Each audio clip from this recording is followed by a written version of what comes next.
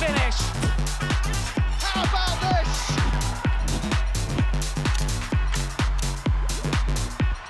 Chelsea are the Women's Super League champions.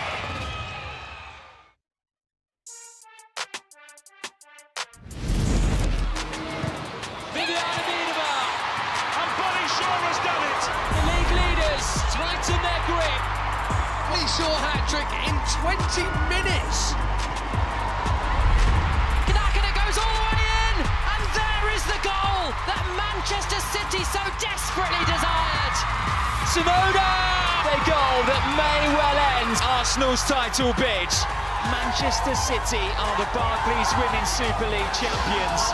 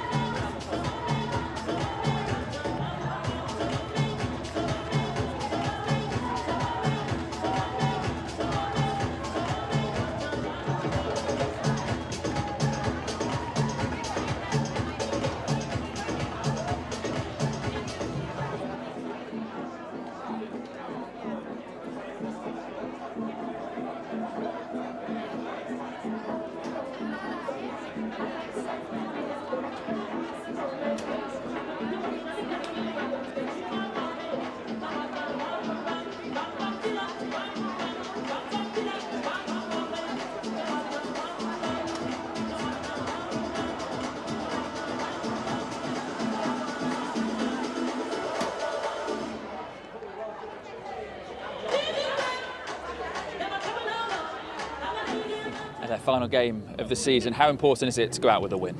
Well, it's very important, like other games as well, but it's the last dance, so we want to perform well in this, trying to finish strong, to be in the best way to start a strong next season. So yes, we are completely committed to do a good match today. Sally, here we are, final day of the season. How important is it you come away with a win today? Yeah, it's important. How you finish things matters, or that's always my belief, that the last word affects the first one. So yeah, let's try to compete again strong, show our best version, and take the 3 points if possible. That will mean that if we can achieve an extra position, that's the ambition we want to show, and that's what we will try today. And there's still a chance you could finish in the top half this season. Would that be a great indication of what the project's trying to achieve? Yeah, I think the foundations are already here, so it's the moment to think in the next steps to become in that champions contender. So we are going to have a very demanding summer as well, in terms of having everything ready to reach the targets. And you're coming up against Eder today, someone you know so well from your days at Sociedad. How's it going to be coaching against him, next to him, I suppose? Yeah, we were laughing. It will be quite weird not to ask him how is his, what is he seeing, what is his solutions, what I see. So yeah, we spent 3 amazing years together. I learned a lot from him. I think he learned also a couple of things from me. We experienced, again, 3 incredible years in Spain, achieving big things that they are now celebrating again in our club. So it's good to see him progressing and doing well and leading this project. So yeah, both of us, we know we are big friends, but not during 90 minutes today. So yeah, we will have time to have a coffee and then chat. Today is about competing, but yeah, I wish him the best. Not today, but it will be a special day for sure. Thanks, Natalia. Good luck today. Thank you.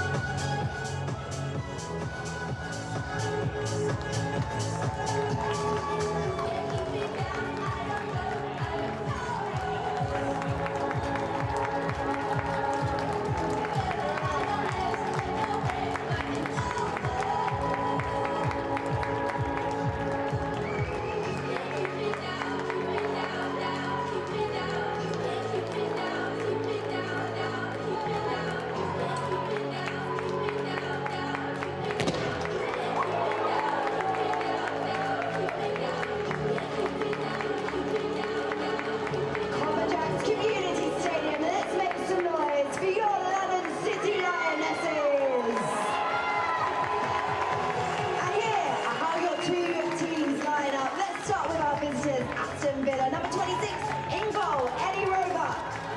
Foreign captain, Anna Patton. Number 6, Ariel Jean-Francois. 13, Maya Haji Carter. 14, Lynn Bilms. 16, Noelle Loritz. Number 20, Kirsty Hansen. 21, Lucia Kendall. 24, Oceane Delon. 25, Miri Taylor. And 32, Jenna Nice-Wonder. Moving on now to your London City Lionesses. In goal, number 77, Ellen Alette. 2, Jana Fernandez. 3, Poppy Pattinson.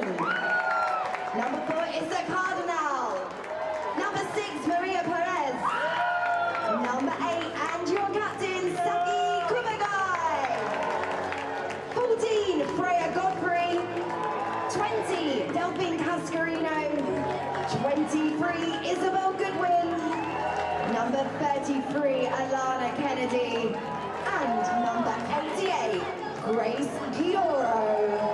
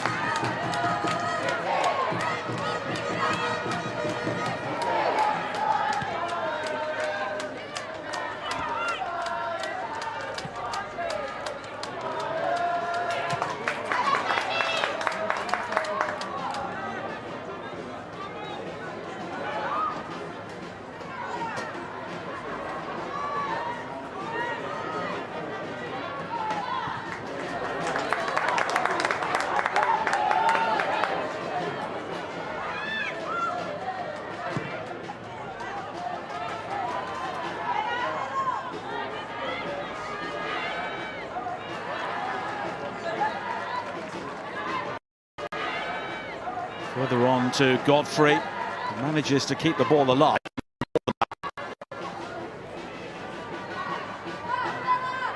But Villa are finding it very difficult to create anything at the moment. Hansen coming back into a deeper role there, and that really says it all for them. Absolutely, yeah. Kirsty Hansen dropping in so deep there just to get a touch on the ball, just to receive it. But I feel like when Anna Patton gets on the ball here, she's taking maybe a couple many touches, and Ellie Roebuck's just kind of sitting on the ball. I think Villa need to use the wings a little bit more, because you can see that's where most of the space is in this game. Well, Kirsty Hansen, the undoubted plus point in the season for Aston Villa. 12 goals, which is more than she scored in her previous 4 seasons combined, and only Rachel Daly, when she had that incredible year 3 seasons ago, has scored more goals for Villa in a WSL season. Gayordo. Was it 22 from Rachel Daly? 22 in 22, but crazy. Only 19 since. It's crazy stats, though. Crazy stats when you consider she was also playing left back for the national in that season. But here is Cascarino picking up the loose ball here. She needs support, maybe find it, and it's cleared away by Deslon, but quickly returned and in towards Goodwin, but this time Villa will clear, and maybe the opportunity to break. It was Kendall with a good ball forward. Now Hansen does have support from Hijikata, but Hansen though waits for the challenge from Kumagai, but the ball was won, but it was played forward by Jean-Francois. She nearly found Hijikata. Yeah, in that situation, I think Villa might have preferred the free kick, because the ball kind of went astray quickly after that foul there. But it's a good run from Kirsty Hansen. She's finally got on the ball. Jean-Francois on this pitch.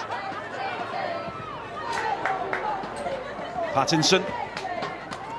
The pitch here still in really good condition. It's been a busy time here this season, with Bromley, the parent club, also completing a full season in League Two when they won League Two in the men's game. So it's seen plenty of football, but it's the final match on it, and neither side can have too many complaints here today. Moritz. Miri Taylor coming short. Big day for her and her family. She was born in Gillingham, not too far from here, and all of the family have made the journey here today. Moritz. Now Kennedy. Cardinal has to head it forward. Jean-Francois. And that's good play again from Godfrey. She's a player who's had an excellent season for the Lionesses. In amongst all of the world-class talent, she's making a reputation of her own as Gayordo goes down there, but no free kick given.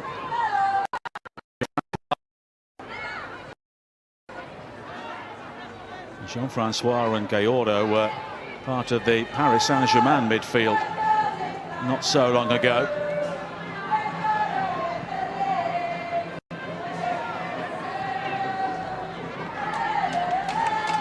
Patton.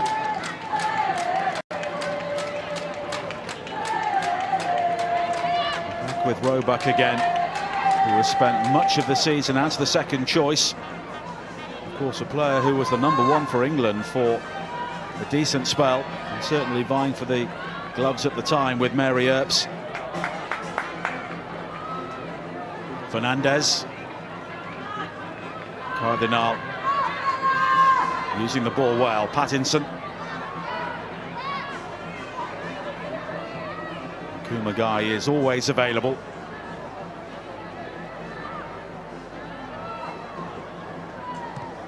Kennedy again, who came on and played well at Tottenham last week, scored in that 2-1 defeat. Yeah, I was doing that game when Kennedy came on. It really changed the game for London City. She was just so calm in the midfield, and she had a couple of good chances, obviously taken her.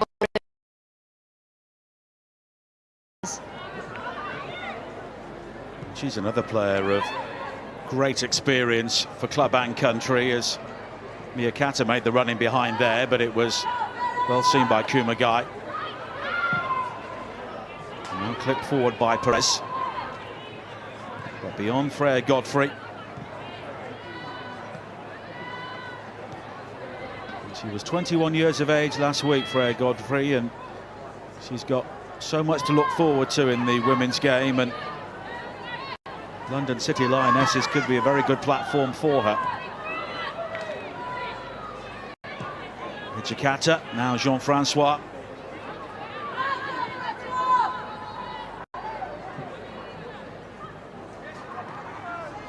Hansen. No change there out of Kumagai. And Fernandez going all the way back to Leite. Jean-Francois has got the sort of profile which would make you think she'd be a London City Lionesses player rather than Aston Villa. Yeah, absolutely. She's got the credentials to play for the Lionesses, but I think she does really well in this midfield for Villa. She runs it, she's happy to get on the ball as a 10, and with Kirsty Hansen playing up front, playing against Kirsty Hansen, she's so strong, she can hold the ball up, so her and Jean-Francois playing up with each other is a good partnership in there. For this game, and he's had a difficult job in many ways, coming in mid-season, replacing Jean-Céline Precheur. And they've had some good results. Of course, the draw here with Chelsea, and they ran Manchester City very close as well, but only 2 wins in 12 games. Patton, Hijikata.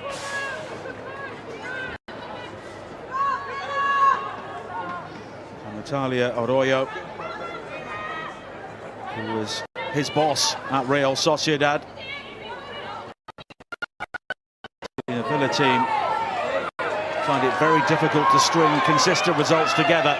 And here is Goodwin, Gallardo, and now Kennedy.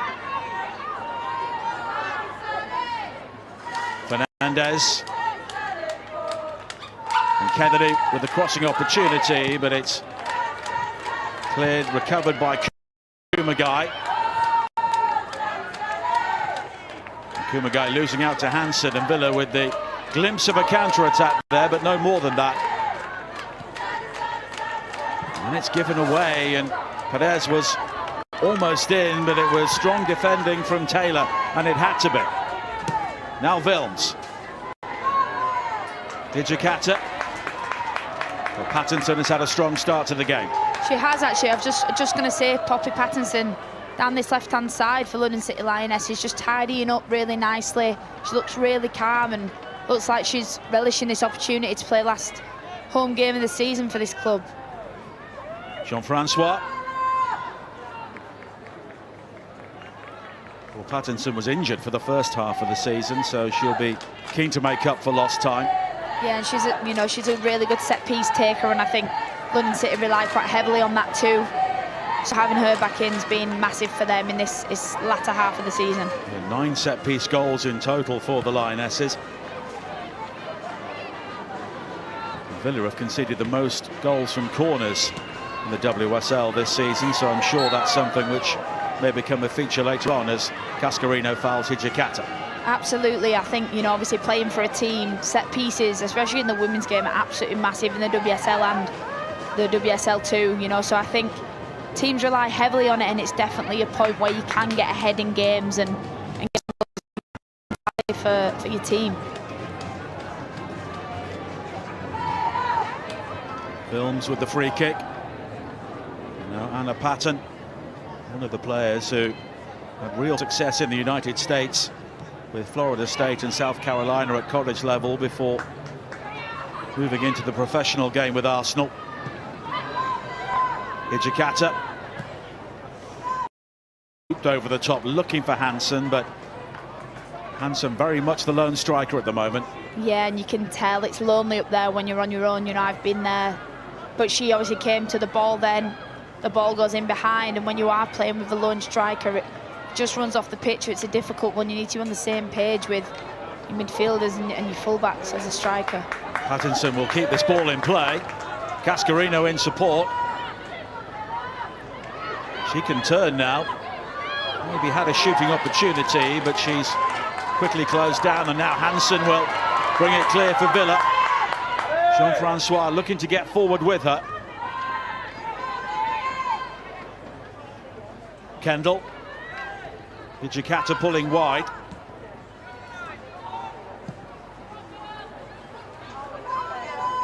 Now Patton again. Two former Arsenal players at the back alongside Moritz. Lionesses makes the run further forward, but it's back to Jean-Francois.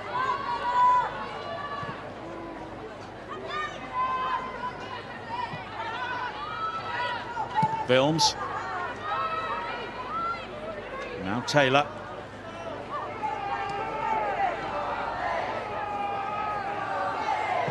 Patton again is looking for options further forward and not seeing a huge amount of movement, but maybe now as Deslond tries to make that break down the left, but the ball was overhit. Yeah, they're switching the ball quite well from left to right, Aston Villa. It just doesn't seem to be getting into that final third as much as they would have hoped. Yana Fernandez, one of a number of former Barcelona players in this London City Lionesses team. She takes the throw in.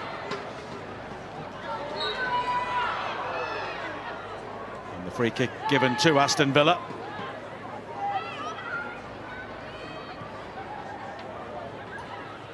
Leary Taylor, the player who was fouled, and Patton looks to move it quickly. Hansen.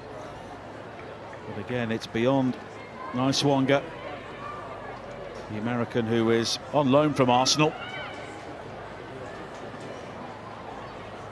Neither coach has seen their team really create too much so far.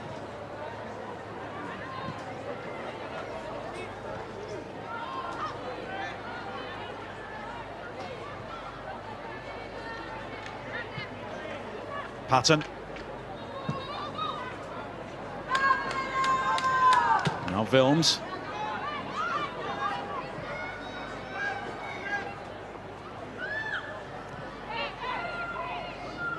And if you look at the heat map in possession, it's going to be centering around Patton and Moritz for Villa so far. They've seen so much of the ball, but they've not seen too much going on further forward for them. Yeah, and I'm not sure if that's a lack of movement from the players around them. I'm not seeing much movement in the midfield and the wings for Villa at the moment. They do seem to kind of just be passing it from side to side, so it will spend a lot of time with the centre-backs, I suppose. Well, the zones of control really tell you that both teams have been at their most comfortable when they've had the ball at the back. Now Hijikawa. Wilms is closed down. And Kendall just unable to keep the ball in play under pressure from Perez, and it will be a throw into the London City Lionesses.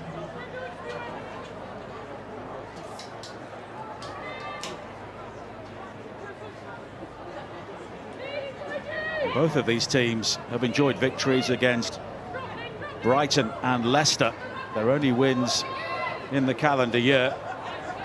Goodwin. Now Cascarino. Cascarino does well there to find Gayordo. Pattinson coming forward on the overlap. And now Kennedy.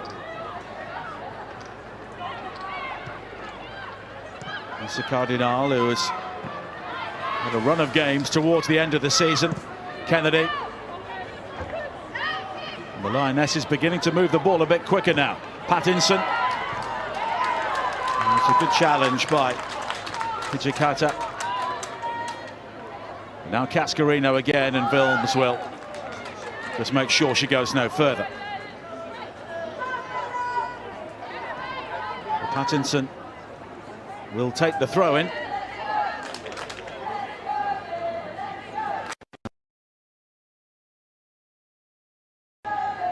Chilly day, certainly in this part of the world, although it's warming up the longer it goes on. Cascarino, and now Pattinson. Kennedy. And now Cardinal. Kumagai's got plenty of time to pick the pass, and she's found Cascarino, but she's offside. Yeah, she's looking along the line there as Cascarino, so she needs to do better to keep herself on side. If I was a teammate, I'd be shouting at her to stay on there.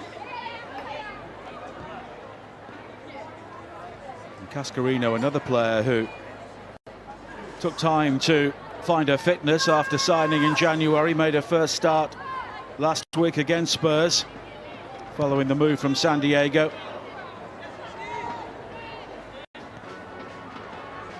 And at 29, she's a good age to come into this London City side for next season. Fernandez with the challenge, and she has won the throw-in.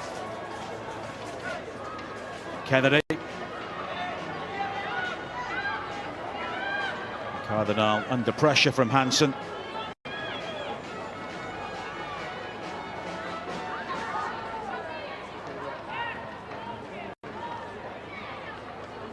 Cardinal looking for the big switch. But Pattinson beaten to it by Wilms, who saw that well. Now Hijikata. Wilms with the low cross. And it was just beyond Hansen. That was a brilliant cross down this right-hand side. Hansen just couldn't get a toe on it, but really good play from Villa, and it comes from a mistake from Cardinal there at the back. Jean-Francois. Nice Swanga. She's lost out, and London City can regain possession. Fernandez. Godfrey. And the bodies go tumbling, nothing given by the referee, and Villa have the ball back anyway. Jean-Francois unable to gather that, and Kumagai will shepherd it behind. Really good opportunity for Villa there. I think at the end, Kirsty Hansen's just been a little bit rushed and given it away when she could have played it through to Jean-Francois. But let's look at this. Wilms gets it on the right, and it's a great cross with right foot. Kirsty Hansen gets across, and she can't be tapped in at the back post, but really good effort from Villa. It's the first time we've really seen London City stretched at the back. Yeah, it was a bit of a floaty ball from Cardinal over to Poppy Pattinson that was intercepted. It maybe gives you an indication that London City are just trying to force things at the moment to try and make it happen, because we've reached the midpoint of the first half and neither goalkeeper has really been worked so far. Wilms. Straight to Kennedy. Pattinson. And now Kennedy again. Gayordo will chase, but Patton will get there first. And that's given away to Kennedy. And she can skip into the penalty area here, and she drives it wide. Well, she believed she was entitled to have a go, having won the ball so well. Well, Alana Kennedy, that was extremely skillful. What a ball over the head of Kendall there, and she just strikes it. Tries to go keeper's near side. Maybe she should have gone keeper's far side, but it's a great effort there, and you can't say she's lost it, Alana Kennedy. That was brilliant. She did have Isabel Goodwin in support, but it was worth a go. It's just a flick over the head of Lucia Kendall there. It's a lovely bit of skill. Hijikata. She's under pressure. Gayordo. Gayordo will eventually get the free kick. I think here Villa are causing themselves their own problems, to be honest. They're giving it away in this really dangerous, in between the final third and the middle third here, and putting themselves under quite a lot of pressure. Kennedy. Cascarino. And that will be a throw-in. But again, Villa trying to overplay, and Goodwin. And that takes a deflection off Deslond, and she does well to avoid the corner kick. Yeah, like I was saying, again, they're giving it away in that really dangerous area. I'm not sure if it's London City's good pressing or Villa nerves, maybe. And again, Cascarino is flagged offside.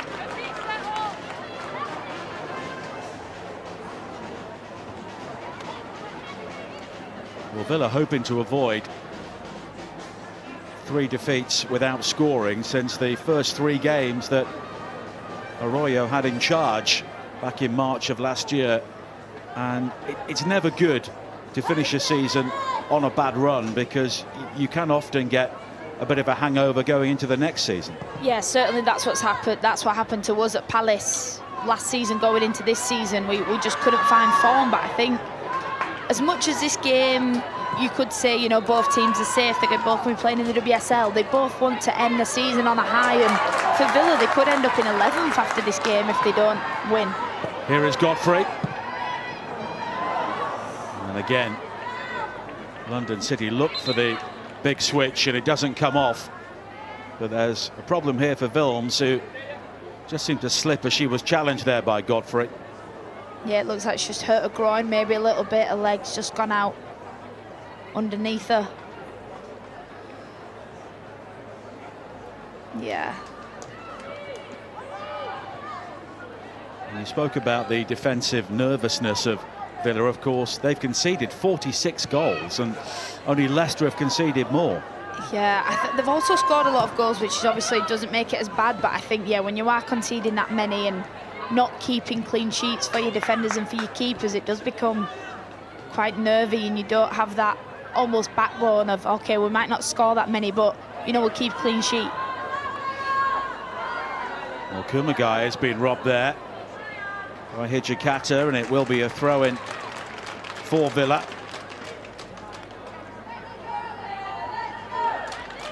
Two players who were involved in Japan's Asian Cup winning team.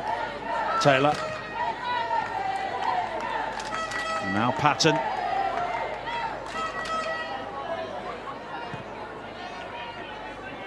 Moritz.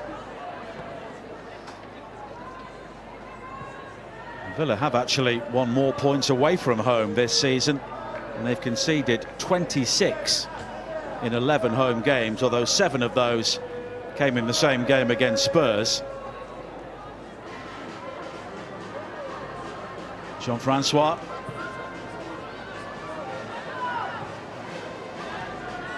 Now Godfrey. Kumagai.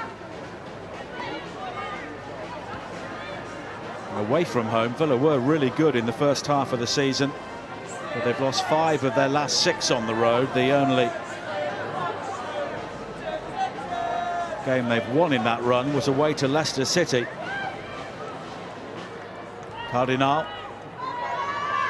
Leite just forced to hurry there, and Wilms will gather this for Villa.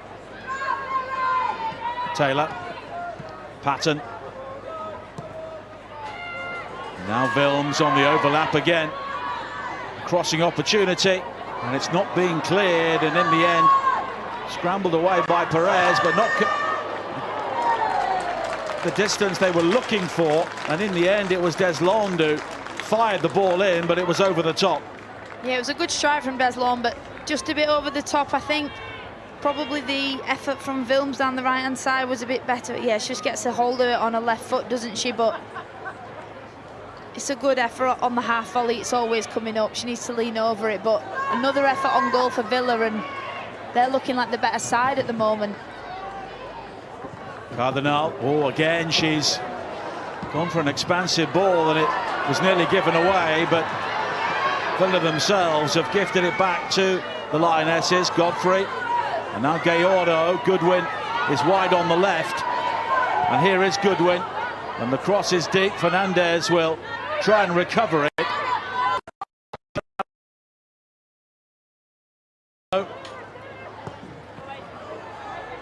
And the cross is cleared initially by Kendall. Villa again are very deep defensively, and maybe that's a symptom of a side that have conceded so many goals. Yeah, I just want to highlight Goodwin just in there. She was obviously coming down the left-hand side. She's the one to cross the ball, but ideally as your striker, she needs to be the one that's in the box, and she was doing it a lot against the game against Spurs as well. She obviously passed it to Kennedy, but she needs to be the one in the box, getting on them headers, getting on them back posts. She makes the run as a striker. It's tough playing up there on your own, but she needs to be the one that's scoring the goals instead of putting the crosses in. Kennedy fouled there, and Isabel Goodwin, 16 goals last season in the promotion campaign. She's found it harder going this year, but 5 is a reasonable return at this level. She's so young as well. She does brilliantly for the under-23s at England, and she's come on leaps and bounds since playing in the WSL2 for Sheffield United. And it's the youngsters, Goodwin and Godfrey, who have scored the goals in the main. Pattinson over the free kick here.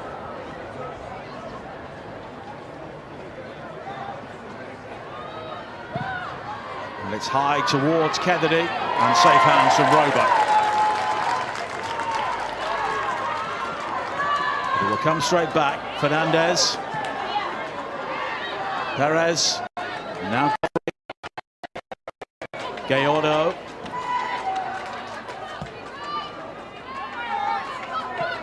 Pattinson. Kumagai. A good spell here for London City.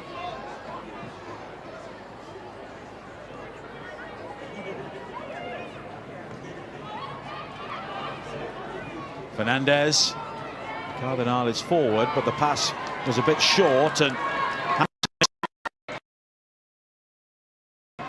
she's done well to get the free kick. Now Kendall, some room in the midfield. Films is forward again, but the ball to her just forcing her wide, but she's done well to keep that in play. Hijikata. In the end, it was Godfrey with the clearance after Taylor made the burst forward. And Deslond will guide it all the way back to Roebuck. Great tackle as well from Kumagai to stop Taylor getting in there. But I think that initial ball from Lucia Kendall out to Vilms on this right-hand side should have maybe been on the floor. So she could have cut in instead of taking it so far wide in there. Patton.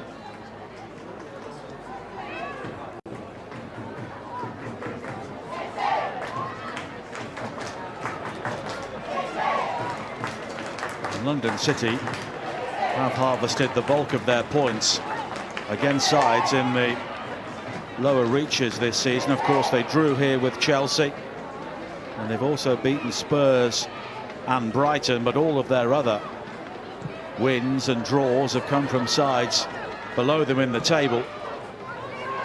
Now Vilms, and she's unable to keep that in play, but again she wasn't helped by the pace of the pass. No, I think Anna Patton's pass was right. I think Vilm should have been higher. She should be in between the City to try and give herself a little bit space. She's playing really deep at the moment. I think Anna Patton's saying get up a little bit and I can play you in front rather than to your feet. Gallardo.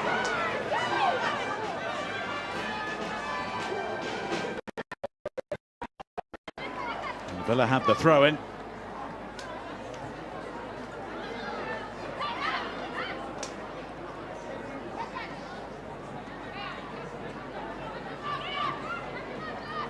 Vilms. And it's cleared away by Godfrey. Moritz.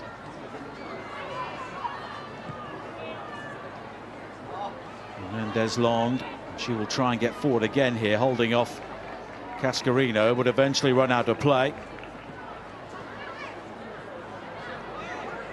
Jean-Francois.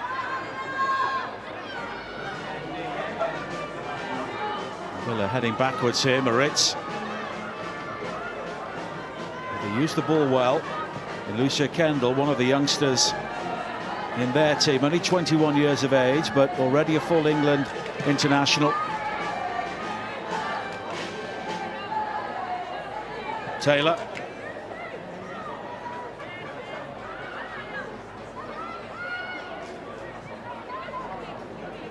Although the family are from Gillingham, she's a Scottish international, and she goes back to Roebuck.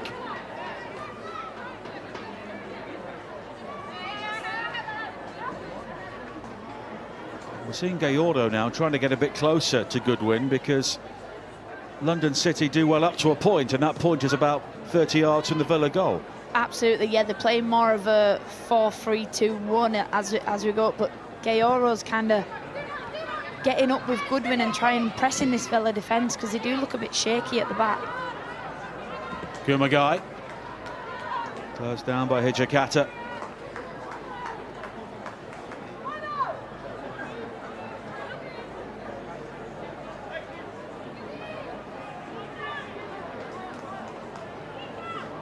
And Pattinson will take the throw in.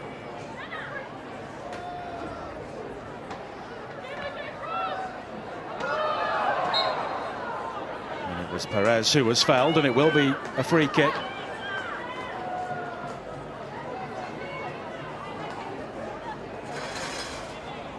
Kumagai. It's a strong back pass, dealt with well by Leite. But all she can do is boom the ball out on the far side.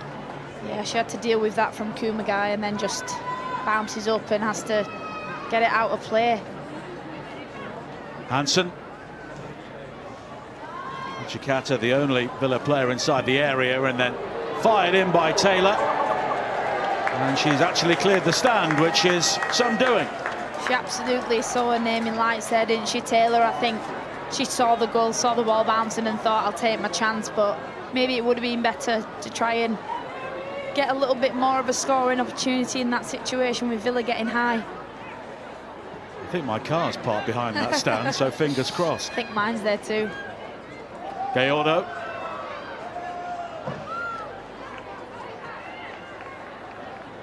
But it will go down as a shot on goal, and there haven't been too many of those in the game so far. Two sides have rather cancelled each other out.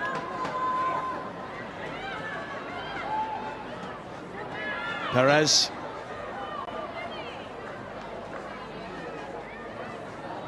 And there we are. 3 shots in total, only 1 on target in the entire game. Villa with marginally more possession, but I would suggest that's probably down to their 2 central defenders having the ball. Kumagai. Godfrey squeezes it infield towards Pattinson, but Jean-Francois is there, and now Wilms, Cardinal, Goodwin, and now Godfrey can take over. She's got Cascarino in space to the right, but goes back to Kennedy. Kumagai.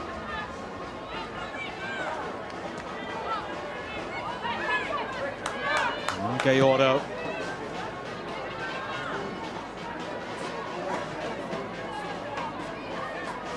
Cardinal. There's a good ball from Perez. Fernandez. Now Cascarino. It's the final game of the season, but she's still probably lacking match fitness following her injury. And now Taylor. Hijikata. Wilms. Oh, and that's been given away by Patton. And here is Godfrey. Goodwin in support. And now Goodwin with the opportunity, and it's wide. Well, the best chance for London City Lionesses so far. It came from a Villa error. And Izzy Goodwin will believe she should have scored. Yeah, it was Anna Patton that gave the ball away, and Freya Godfrey gets onto it really well. Goodwin takes touch. She ends up toe poking it a little bit just because it's behind her, but it's a good effort and just misses the target. But you'd think maybe as a strike she needs to do a little bit better there, but really good play down the left-hand side from Freya Godfrey. Would it have maybe favoured a first-time shot with the left foot? Yeah, maybe, or she needs to open up, and she's obviously right-footed, so she wants it on her right foot instead of taking a close touch back in. She needs to open up and side foot it into the goal, I think, there. Hijikata. Good challenge again by Perez. But it's symptomatic of much of what we've seen so far, that the best opportunities have come from mistakes. Yeah, we've seen that a lot, haven't we? And it's that area again where Villa have given it away in some, you know, some shaky areas, and the Lionesses have latched onto it pretty quickly, and they're very good in transition. Jean-Francois. Here is Godfrey. 5 goals and 4 assists from her so far this season. Wilms. And now Hijikata.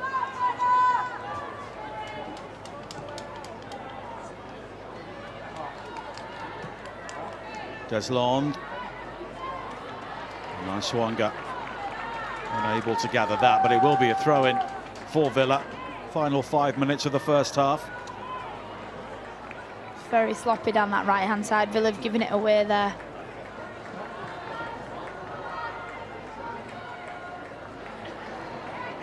But London City Lionesses have gifted Villa their first corner of the game. Just looks very nervous still to me after 40 minutes. I think a lot of balls are going astray and players giving it away and just can't really settle into it.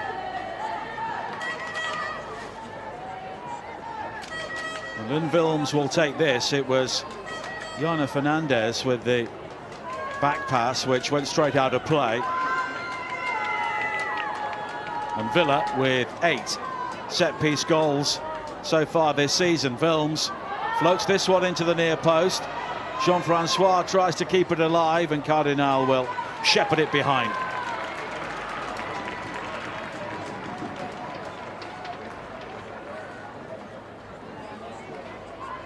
Aurélien Jean-Francois is not known as a regular goal scorer, more a midfield enforcer.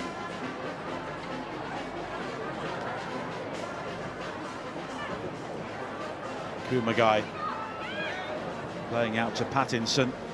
And Godfrey looking to use her pace, and she was nearly away from Wilms there, but it was good defending in the end because Wilms knew she was in trouble but did just enough.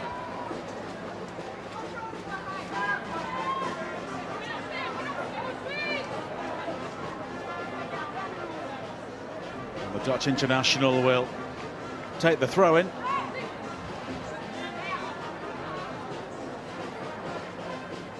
Jakarta. The back heel doesn't quite come off.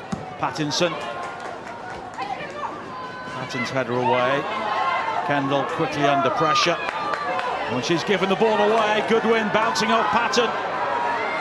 Does she need support? Well, in the end, it was a decent effort, but it just whizzed over the angle.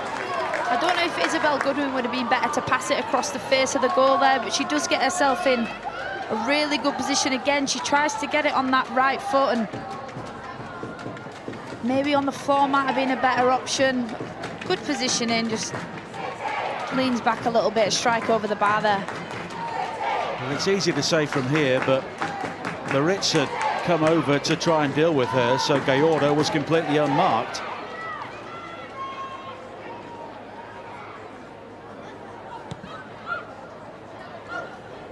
Patton back to Roebuck, and Gallardo will close her down, and that's straight to Godfrey.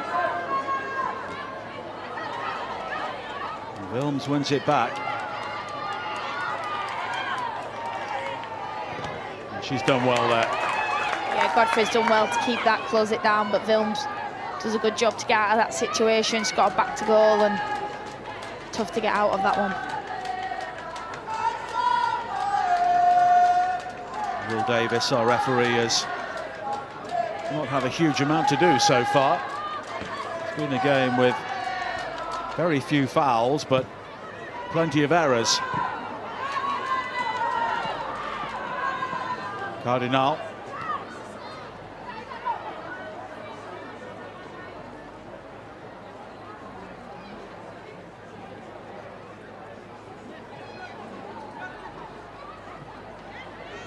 Kennedy via Cardinal going back to Leite. Pattinson tried to play that first time, and Hijikata nips in. Now Jean-Francois.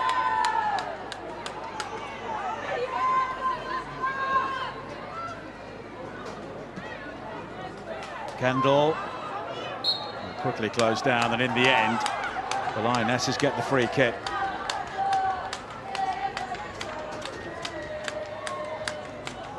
Kumagai, a player who has won titles in France, Germany and Italy.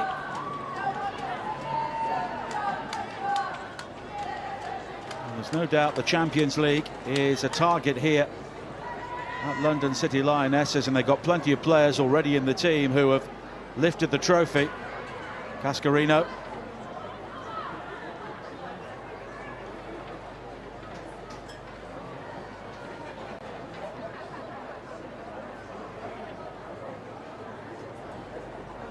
The fourth official has indicated there will be a minimum of one. There will just be a single added minute at the end of the first half. We've not had either medical team on. Gallardo. Now Moritz. Patton. All the way back to Roebuck. Kumagai. Straight to Hijikata. And that's a good ball. Nice Swanga. Hansen, and it took a deflection, and Villa will have a corner right at the end of the first half. It's a good run from Kirsty Hansen there to get on the ball. She goes round the outside, and here we see it. She runs round the outside, gets it on her left foot, which is a favoured foot, and it's just a ricochet off the defender, isn't it? Good opportunity for Villa here to get the ball in the box.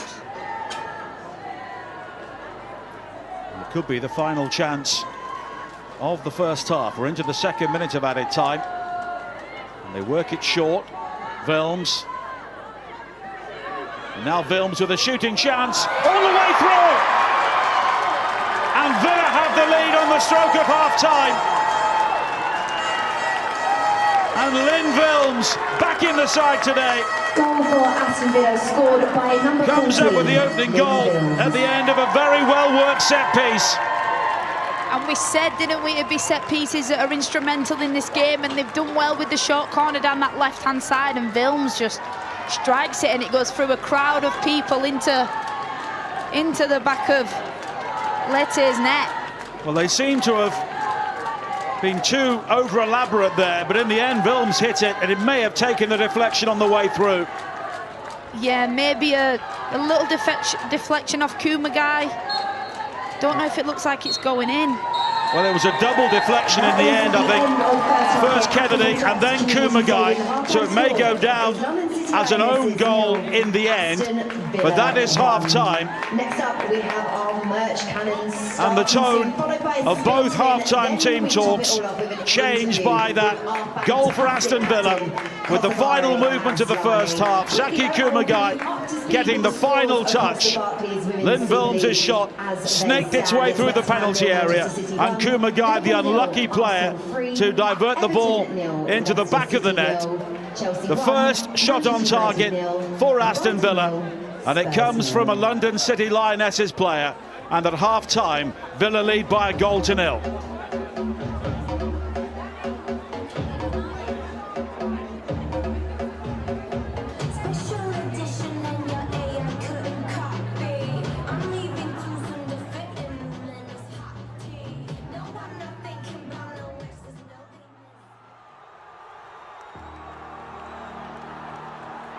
A new chapter begins in the Barclays Women's Super League 2, and this one could change everything. Look up to the skies with the wolves on the ground in the wild. Come on, let's go. Right now is the time. Feel the blood and the sweat and the cries. Will she go for goal again? She does next time! It's Wellings again! Forest have turned this game on its head. Welcomed it towards Brady! Charlton continue to dominate the BWSL 2. And it's goal number 7, a dominant Bristol City win. They were ruthless. The Tyne-Wear Derby is always a seminal day on the football calendar. The derby games are special, and you want to play in the big stadiums with the big crowds. You always want that buzz. It's incredible. Murphy letting fly and finding the back of the net. Newcastle United have won the Tyne-Wear Derby. And when I'm rising, look in my eyes. I ain't gonna forget everything I survived. It is Hayley Ladd, and it's brilliant! A debut free kick goal for Hayley Ladd! It's Watson with the delivery, it's high, it's looping, it's in! And Durham have nicked a point against the high flyers Birmingham.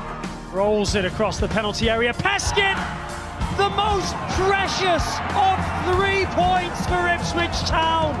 New hope of survival. Great skill as the ball's taken inside. Oh, what a goal!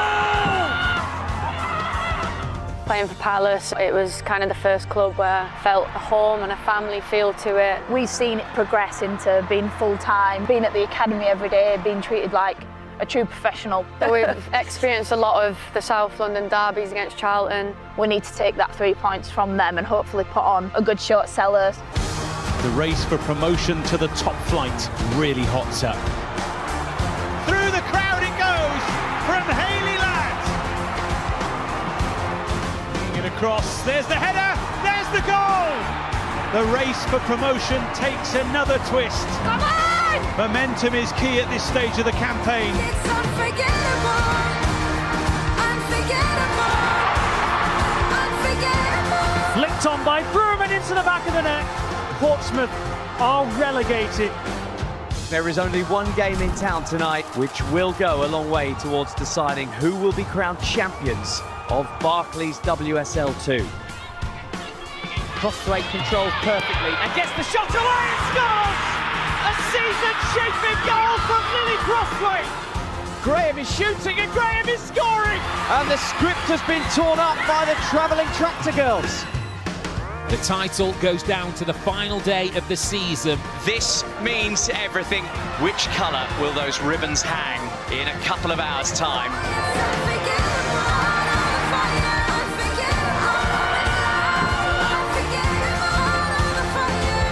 Hughes confirms Crystal Palace's place in the Barclays Women's Super League. Might yet fall for Lanehammer, who steers it into the top corner. The Swede doubles up. Birmingham are the champions.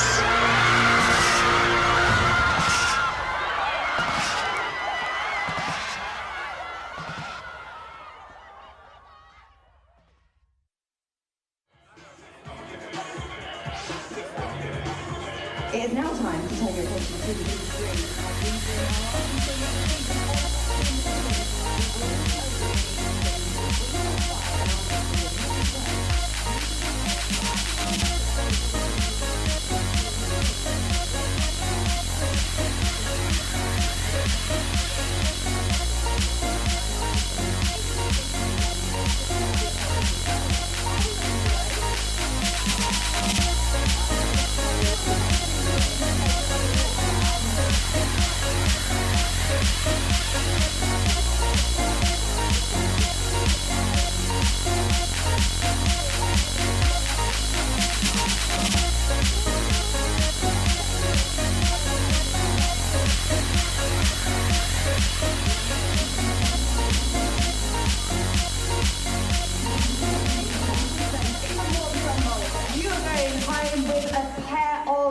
World 7 tickets, so enjoy the action and a t-shirt as well. And here are the first half highlights. London City Lionesses against Aston Villa, and it was Alana Kennedy with the first opportunity for the Lionesses. Worked it well after Villa were given the ball away, but she was off target in the end. Yeah, really good flick over Lucia Kendall's head there. She strikes it to the keeper's goal side, doesn't she? Maybe she should have gone opposite side, but it was a good start out of the blocks for London City today. And then it was Anna Pattinson who gifted it to Freya Godfrey with a burst forward down the left, and she had Goodwin in the centre, and it was almost a toe poke in the end off target.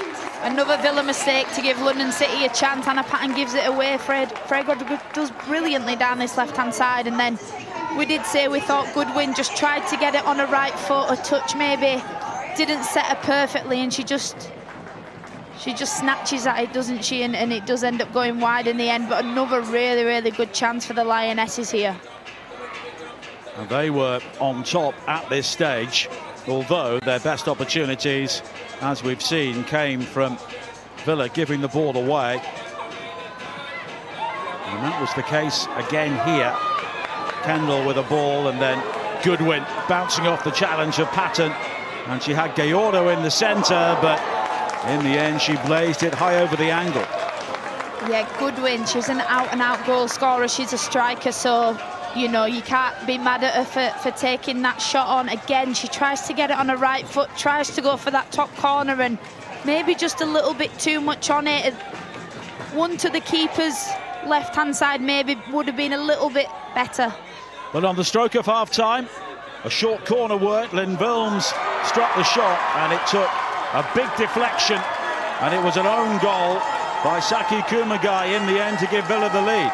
It was really good play from Niswanger and down that left-hand side after the corner, and Wilms gets a right foot on it, strikes it, takes 2 deflections and ends up in the back of the net for Villa. It was a well-worked corner, really good. Yeah, first Cardinal and then Kumagai, and Villa with a lead with their first shot on target. Half-time elsewhere on the final day. Chelsea leading Manchester United by a 1-0, but Arsenal 3-0 up at Liverpool, so they have a firm grip on second place at the moment. And Manchester City are a goal up at West Ham United. The games at Everton and Brighton are goalless. First season in the Barclays Women's Super League, the most amount of points for any newly promoted team. You've been with us on that journey, on that step up. How do you look back on it? How do you assess it? No, it's amazing, yeah, and I remember it's like... Yeah. It starts before anyone's watching. In the hearts of those who love the game. Whether it's our local heroes or our global stars. Smith to score! This sport unites us all.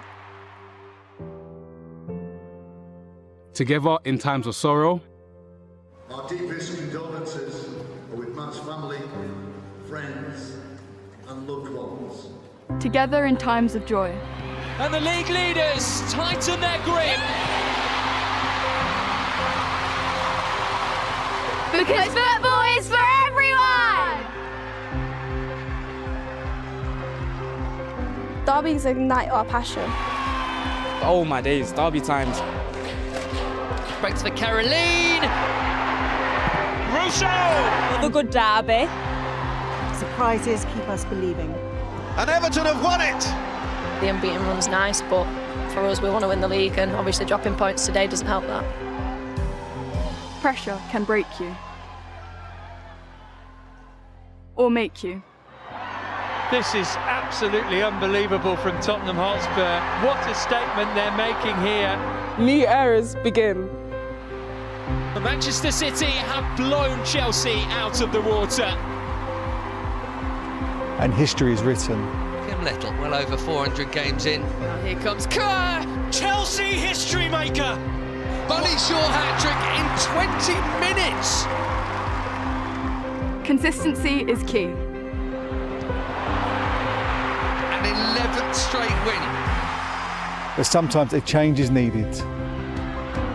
West Ham have completed their comeback. And that is back-to-back wins for Everton under Scott Phelan. And it's a huge win for Liverpool. Their first win of the season. Together, we raise the standard. The crossbar is the first dedicated women's sports bar. Women's sport is for everybody, and we really hope to foster that.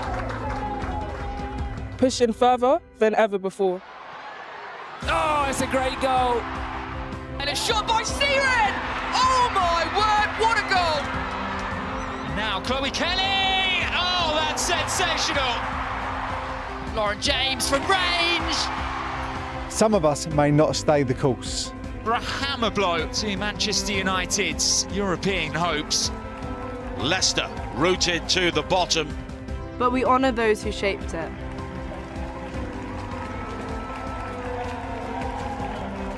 And in the end, the best rise above. And it goes all the way in! Manchester City are the Barclays Women's Super League champions. But no matter what happens, we'll all be back again. For the early starts. All the long days. For the hope. The heartbreak.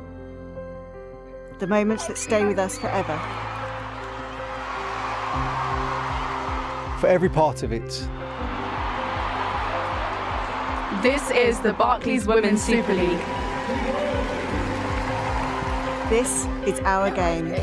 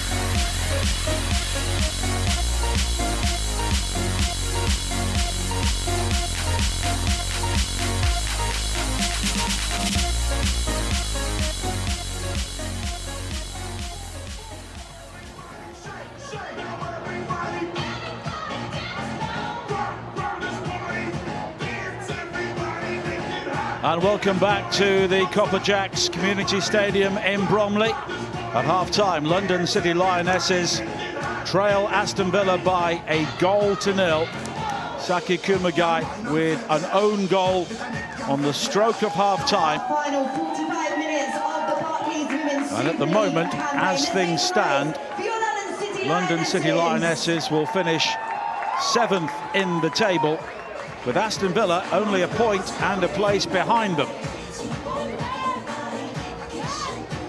Villa came into today with the possibility they could finish 11th in the table if things fell a certain way, but it doesn't look as though that's going to happen at the moment. And Michelle Kang, the owner of the London City Lionesses, someone who has really provided the vision and the money for this club. She is here today watching on. And I just wonder what plan she has during the summer for next season, because these are exciting times. But at the moment, it is Aston Villa who are heading for the 3 points. And there is going to be a double change for the London City Lionesses. Grace Gallardo is going off and Malu Marchetto is coming on to replace her, the Danish under-23 international. To be replaced by number 7, Lucia Corrales. And Poppy Pattinson also replaced by Lucia Corrales.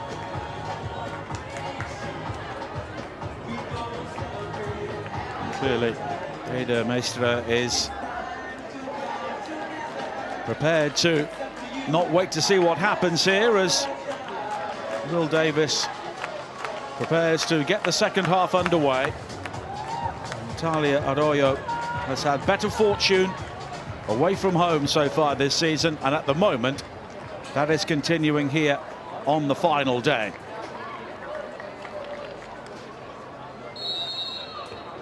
And it's Aston Villa in the claret and blue who get the second half underway, defending the goal away to our right.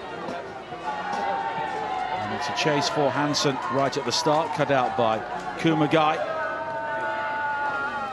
Molly May Sharp is with us once again. And what do you make of the changes at half-time? Honestly, I'm not sure why they've brought Poppy Patterson off. Maybe she's got a knock, but I thought she was one of the standouts for the London City Lionesses in the first half. I thought she did really well, keeping the ball, keeping it calm and getting it away. So maybe it is just a bit of a attacking change to get forward a little bit more. Fernandez. And now Perez with the cross in, but it's gathered by Roebuck. And again, Gallardo is an interesting case, because undoubtedly she's proven as a world-class player over a number of years, but at times this season, and her fitness hasn't always been 100% due to injury, but she's not quite done it often enough, maybe. No, absolutely, and I think, you know, this team has very high standards, so maybe if someone's not cutting it, they are willing to just take them off at half-time and put a different player on to see if they can make a bigger impact. Well, it's quickly played forward towards Naiswanga. And the header down was clever, but the shot from Hijikata was wide. Yeah, really clever from Nice-Wonga there. I thought she was going to try head it over the keeper, but it's a really good decision just in the end from Hijikata, just a little bit off target. We don't know if Gayordo picked up an injury. But she is a player who has often found herself on the sidelines at times this season. And here is Marchetto, the player who has come on to replace her. Alicia Corrales as well, the former Barcelona player. Another of the young players in this team as well, and she will offer plenty now going down the left-hand side. And she's found here. She's quickly given the ball away, and following that goal, Villa have come out with plenty of confidence at the start of the second half.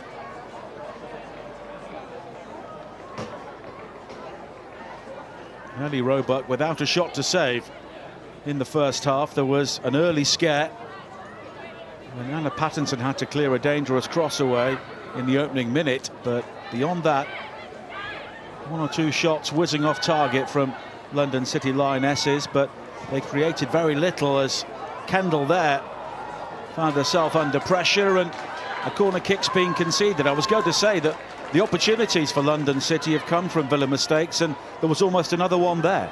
Absolutely, most of the chances in this game have come from that, but there I think Villa have obviously been told try and play out, because then it creates more space going forward, but sometimes you do just want one of your full-backs or your centre-backs to just put the foot through it and release the pressure and get you up.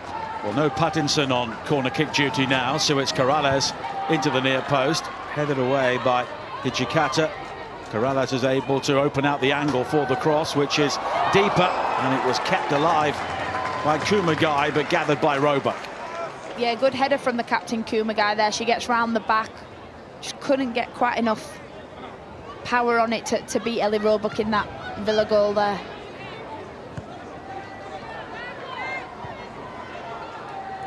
And there were so many farewells across the Women's Super League today. Sam Kerr has already scored a goal for Chelsea in her final league game for the club as Fernandez comes forward here.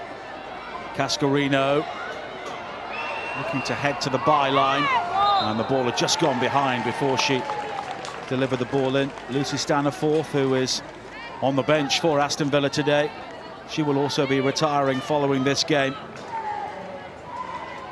This was the opportunity for Kumagai, who should be very keen to score at both ends, having already netted the own goal, unluckily just before half-time.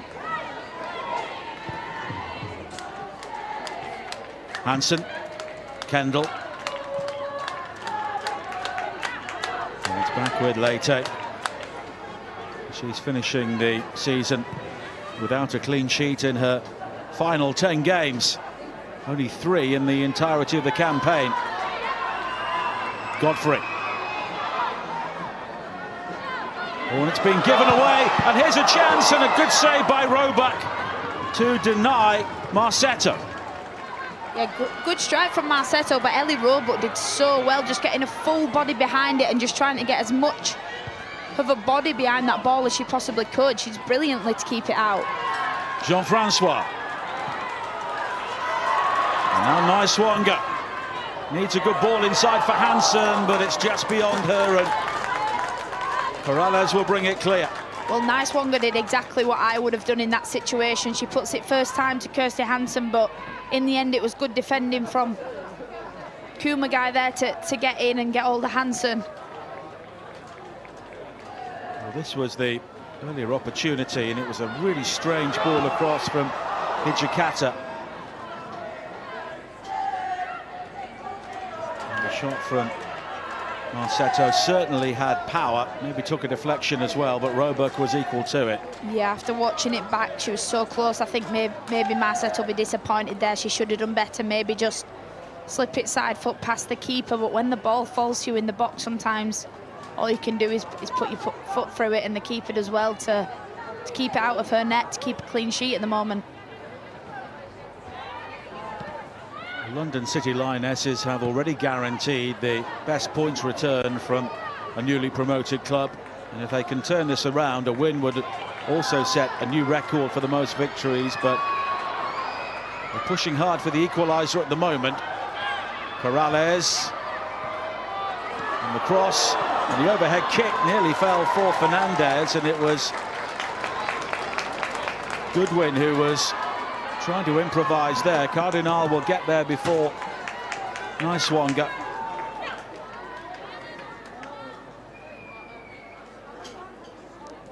Villa have been suspect at the back all season, and maybe the Lionesses are sensing that here early in the second half. Fernandez looking for Kennedy, but it's cleared. Jean-Francois. Wilms, it was her shot which was deflected in for the opening goal. She wheeled away to celebrate, understandably, until we saw who got the final touch. Hansen. Cardinal looking to keep up with her, and she blocks the initial cross. Lionesses, clever running into the penalty area there, and she can't find Jean-Francois. Now the space and time for Marsetto. Godfrey to her left. And Godfrey will deliver the cross in, but she was just forced wide by the pace of the ball, and Roebuck can gather. Yeah, Marsetto sent her so wide there, didn't she? She plays it, and Godfrey's just not able to get on the end of that pass. Maybe she played a little bit sooner. It would have given Godfrey a shooting opportunity in there, maybe.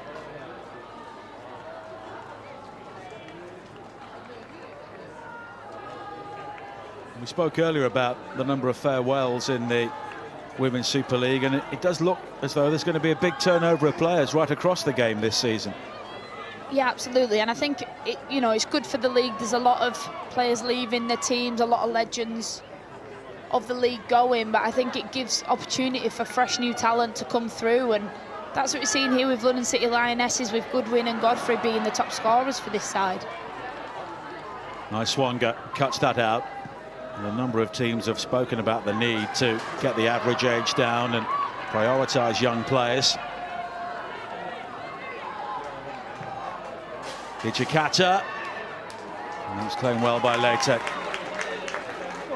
In the WSL, though, having experience is so important. I know that from being in the league last year and not having many players with a lot of WSL experience really hindered us, I think. So I can see why teams do it, but I think the fresh talent coming through, not only England but other countries around the world as well, is so important. It's going to be interesting.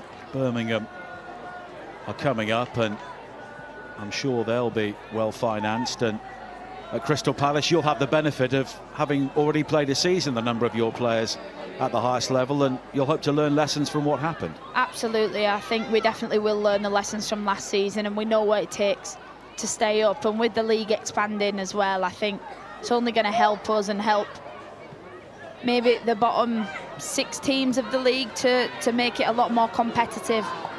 Marsetto, and that's a good ball, and Fernandez will try and get there before Moritz, who makes the challenge, and a corner kick's been given.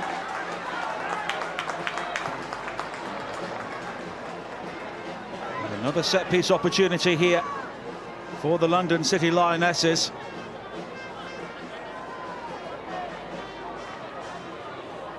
And Corrales will take this. And a reminder, Villa have conceded the most goals from corners in the WSL this season, and also the highest number of second-half goals.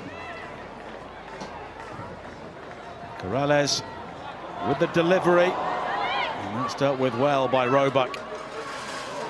Jean-Francois goes through the gears to get there first, and Perez committed to that very, very early, but won the ball. Marsetto, now Godfrey, Kennedy, Toscarino on the edge of the area, but here is Fernandez. Cardinal.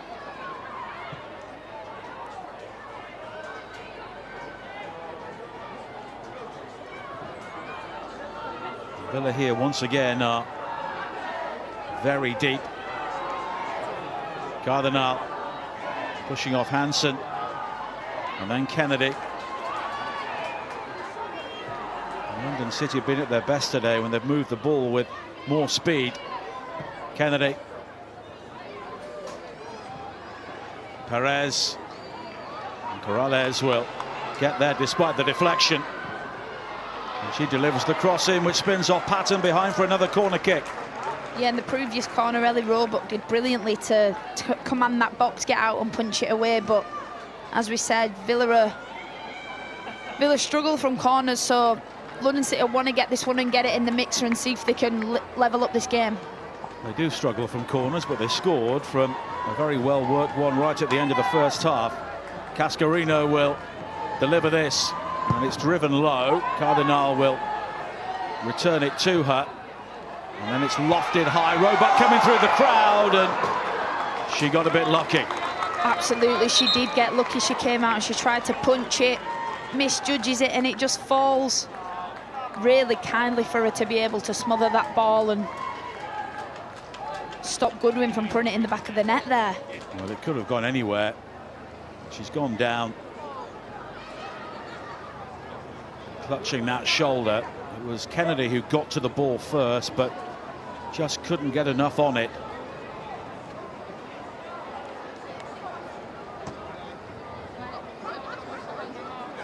Roebuck has been very good under the high ball today until that moment.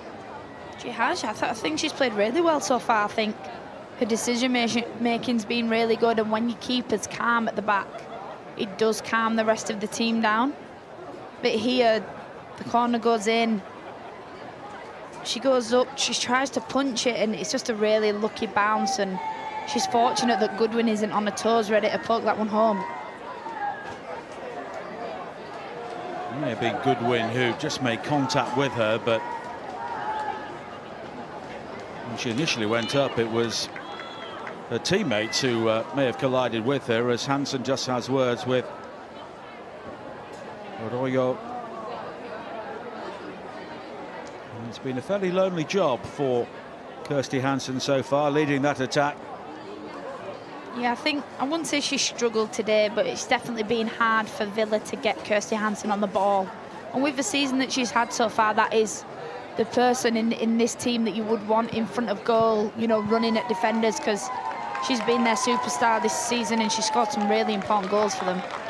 Well, a flurry of shots from London City at the start of this second half. They've had more in the game and more on target. The only shot on target for Villa was deflected in for their goal. London City have been looking to force the issue since half-time. Roebuck is able to continue here.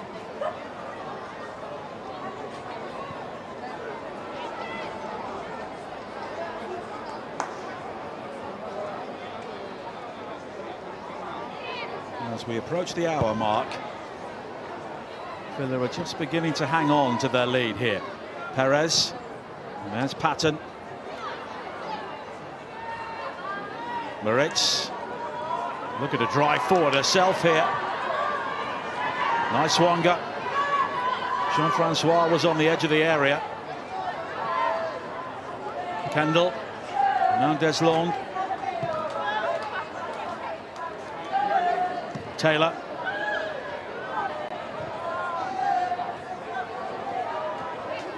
Ichikata. Oh, that's won back well by Marketo.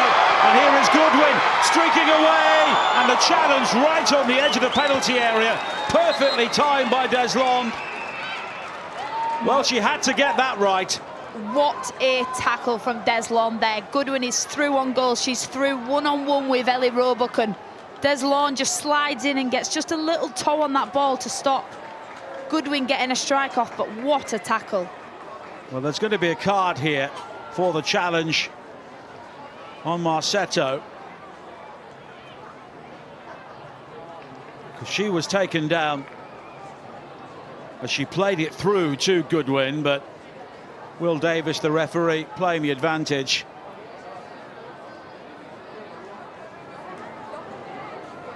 Marquetta, who played it forward, and Taylor, the player who gets the card.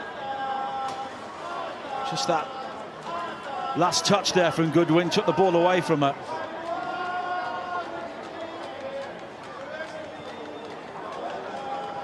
She does get a toe on it, Deslond. It's an absolutely brilliant tackle. I almost wonder if Izzy Goodwin should have ran straight instead of diagonal, to because she was past Anna Patton. She'd ran past her, but Deslond, that is a goal-saving tackle there. But Marsetto looks to be in some trouble here. Taylor, the player who caught a confirmation of her yellow card. Yeah, she looks to be in a lot of pain, and you know, when physio's got hold of her knee, it's not nice in the game at all. So hope she's okay. And the knee just seemed to buckle underneath her as she went down, and they will take all the time they need here, but this doesn't look good. yeah, she's visibly very upset. We see it again here. She plays it through it. Oh yeah, just looks like impact on the knee there.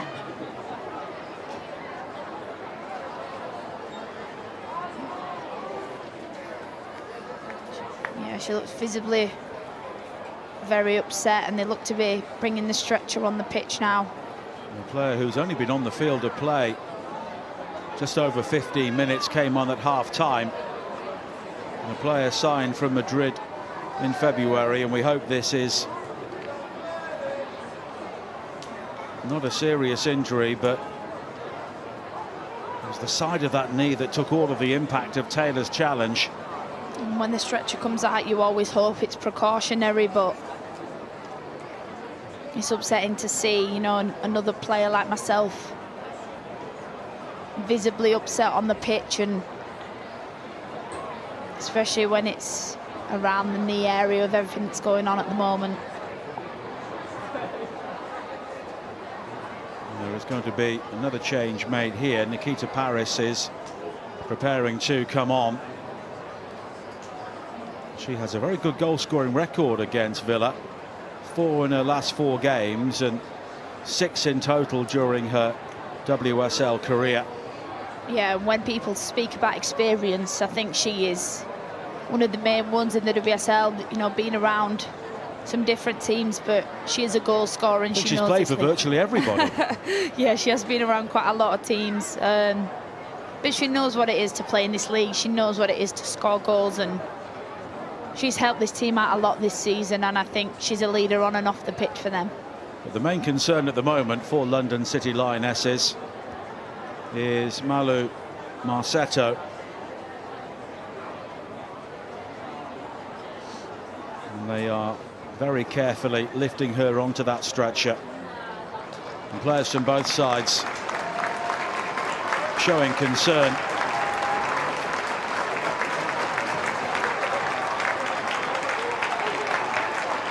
And both sets of supporters giving her a great ovation as she heads off.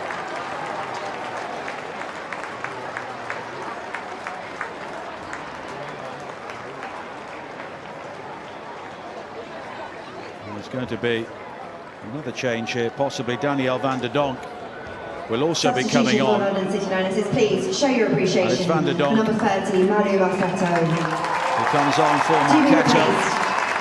By number 10, Danielle van der Donk. Van der Donk, a player of huge experience to bring on, and it's Izzy Goodwin who also makes way And coming on number 17, for Nikita Paris. Paris with 5 goals this season, but only 1 since November.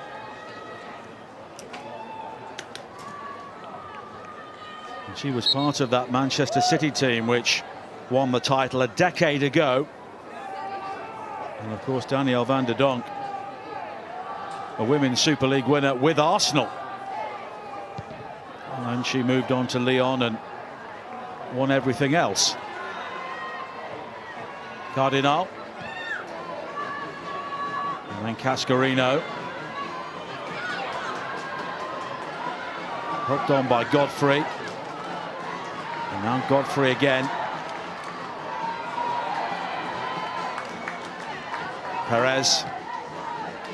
I've always thought Van der Donk was slightly underrated during her time at Arsenal, because she was obviously in a title-winning team, but it's maybe only when she left that everyone said what a great player she was. Absolutely. I think obviously playing in a team with Miedemar at that time, you are going to be kind of overshadowed, but I think it was only when she left people kind of realised the hole that she left in that midfield.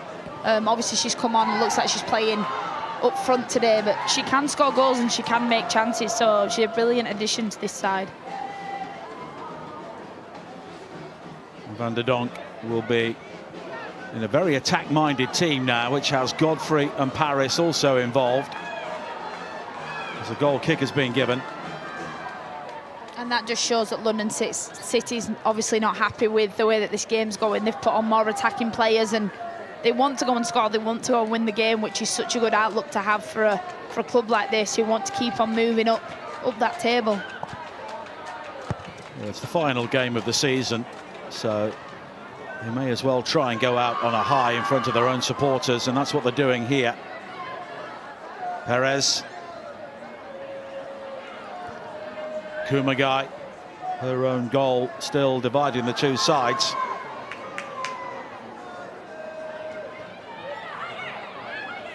Kumagai has got support from Cardinal, and now Kennedy.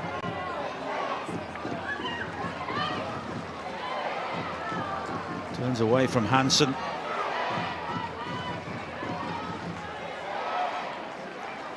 Kumagai.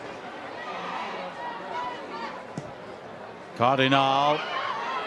And Fernandez is forward here. But the cross only picks out Deslong.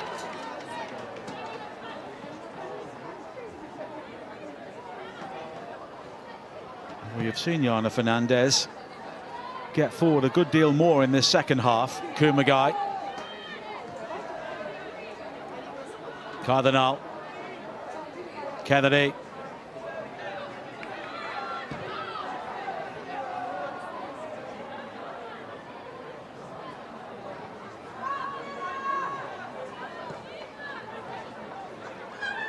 Kennedy now.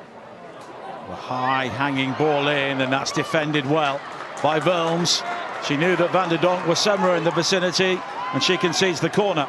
Yeah, Wilms had no choice there. Good ball from Kennedy, and London City take this corner really quickly.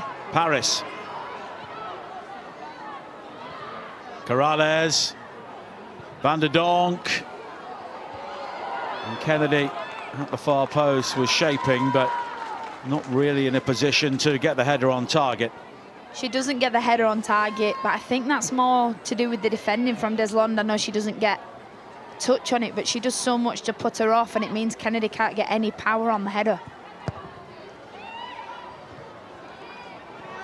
Van der Donk with that cross in, but Kennedy under pressure from Deslond. And now at the other end, Hansen looking to close down the back pass, but Leite booms it clear. We're heading towards the final 20 minutes, and Edemaistre has made the changes. Of course, there'll be disappointment, real disappointment about the injury. But as the band plays on, London City Lionesses still strive for the equalising goal here.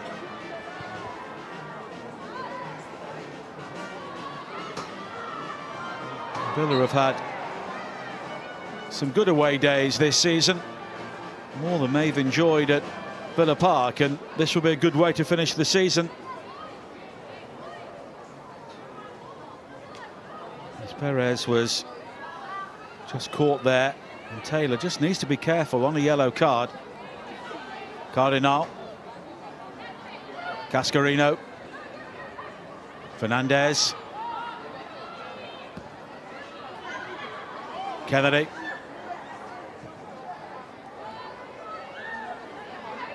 Cascarino drifting inside, and the cross again is deep, and it was fumbled by Roebuck and scrambled away eventually with Corrales looking to apply the finish. It was almost a bit of a coming together between Wilms and Rowe, but there's no communication obviously from them two at the back, and they get away with it. Paris. Now Kennedy. Cascarino. Going on the outside again and wins another corner kick. Deslond with the final touch. Deslond does really well there because Cascarino has some lovely feet. She does step overs and her touch is outstanding, so it's really hard to defend against players like that. So Deslond does really well to stick with her and get that out.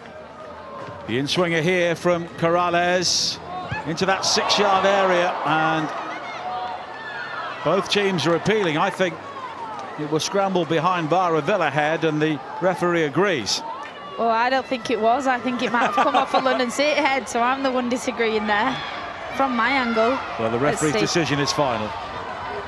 Oh. Well, the corner played into that near post, travels a long way. Is it scrambled in? It is! And Danielle van der Donk scores the equaliser. And Aston Villa were free kick. And London City finally take advantage. And the weakest team in the WSL at set pieces concede yet another goal. Danielle van der Donk gets herself back on the score sheet in the WSL. It was a little bit scrappy, wasn't it? Gets cleared off the line and she's just the one. She's just the first one to react, and she's able to put it in the back of the net like she does best. Well, they had so many opportunities to get that ball away, but it was finished well by van der Donk in the end. She was the player who kept her cool in the midst of a chaotic 6-yard area. And we'd spoken about it previously, how, you know, Villa are not the best at set pieces, and two coming in straight after each other, maybe a lack of concentration in there.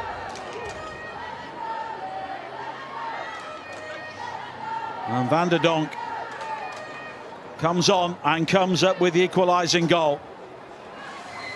And Villa, before today, had conceded 11 points from winning position.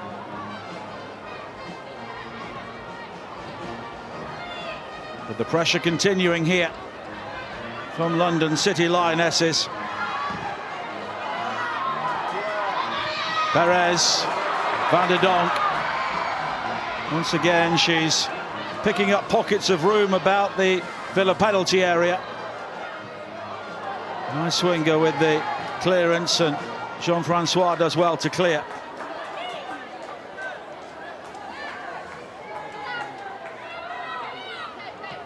Van der Donk's first WSL goal for the London City Lionesses. And it's her first in the competition for 5 years.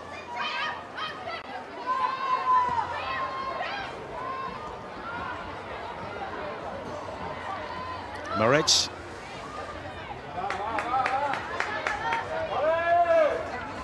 In the last 15 minutes or so, Villa have barely crossed the halfway line. But maybe now, Hansen. Jean-Francois. Back towards Hansen. Jean-Francois in the area. And it's sliced away. Now Paris. Paris looking for Cascarino. Well judged by Deslond. Taylor.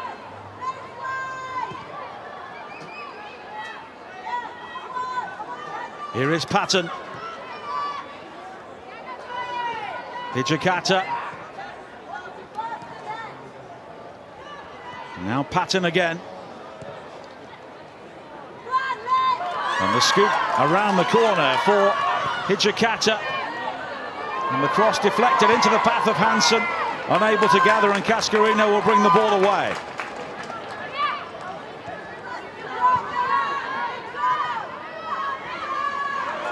Kendall wins it back from Perez.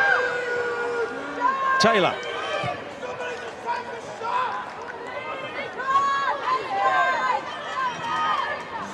Now Kendall again.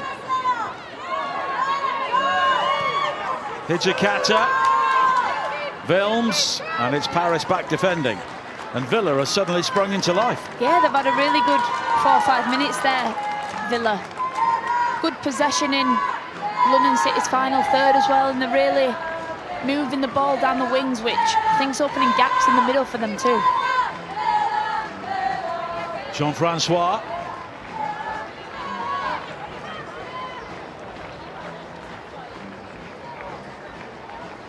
Villa have the throw-in. Wilms will take this. We've seen two very scruffy goals from corner kicks in the game so far. Godfrey released by Van der Donk. Plenty of room in behind, and Cascarino will try and exploit it here. Deslong with the challenge, and then Fernandez back towards Cascarino, but Moritz coming over to shut the door. Nice Swonga, losing out to Perez. Now Jean-Francois.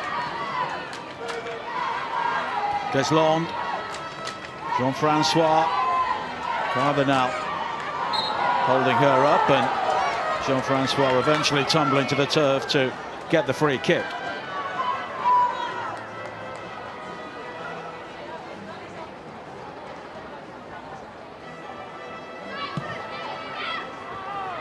Moritz. Deslong. Jean-Francois was looking to make that run in behind again, and she's done that quite effectively. I was going to say, Jean-Francois has not stopped running today. I think she's been in behind, she's been in the midfield, but Lete does well to get out of her box and command it there to get a team back in possession.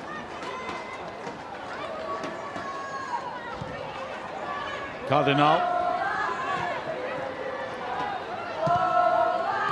Cascarino. Now Van der Donk. Cascarino. Looking for support in the area. Corrales now arrives, so too does Paris, and it was Cascarino who maybe went for goal in the end. Yeah, wrong decision, I think, going for goal from that angle. It's a tight angle, you have to put it perfectly, the keeper's top shoulder, and she's got two players in the box there. A little slip maybe might have been a better option, but again, great feat from her to get an opportunity. But there's a couple of players in there that are asking for it. Changes now for Villa. Hijikata is replaced by Ebony Salmon, and Rachel Daly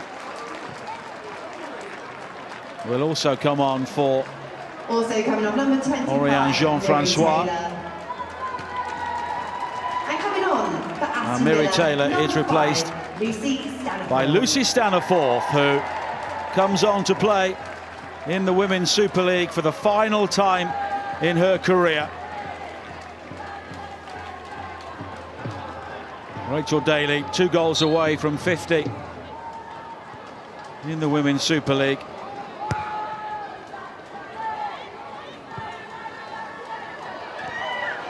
Now Fernandez. It's poked away and quickly won back by Cascarino. Cardinal closed down by Daly. Perez, Cascarino, Cardinal, and Staniforth unable to cut that out. Fernandez. Corrales is wide on the left, and it's Ebony Salmon who is back with her. Corrales, and the cross is nodded away by Moritz. Perez. It's all very tight. Kennedy. And Salmon will clear, but London City have it back again. Cascarino. Paris. They need to watch the offside here. Cardinal. Cleared as far as Paris again. Patton with the clearance. Hansen. Staniforth just gets a touch, but no Kumagai. Into the final 10 minutes. Perez.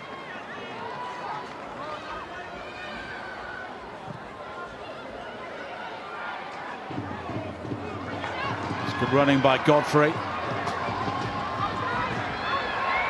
She can attack the penalty area. And she's deep into the penalty area. And in the end, she's won the corner kick, and Lynn Wilms had no idea which way she was going there.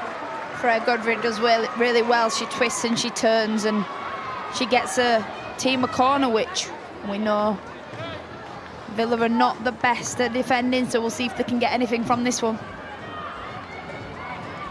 Worked short by Cascarino. Corrales into that near post. Daly with the clearance. Fernandez. Well, that's driven low.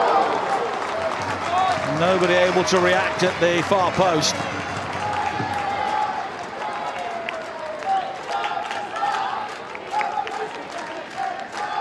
She does apologise to her teammates. I think she was hoping to, but pulled that back into a slightly deeper area.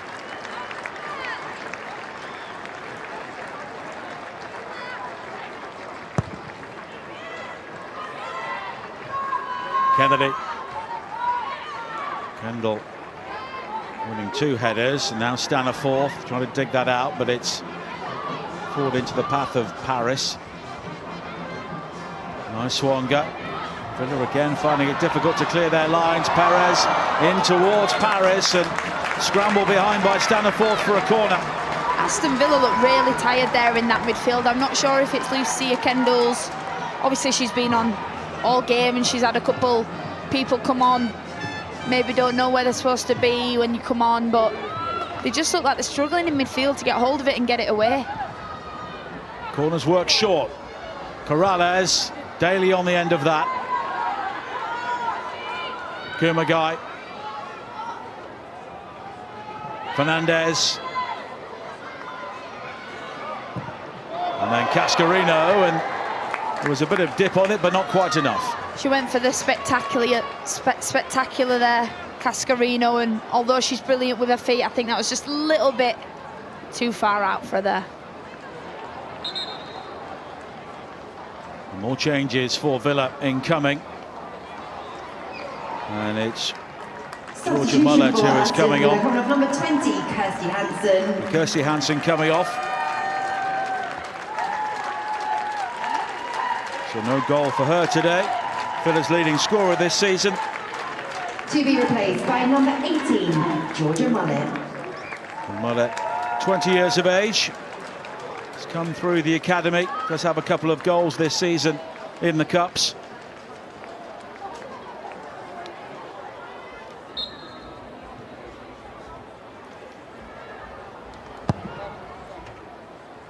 Thumped away by Roebuck. Daly. Now she gets it back. Deslong. Daly. Deslong managing to keep it in play, but no more than that.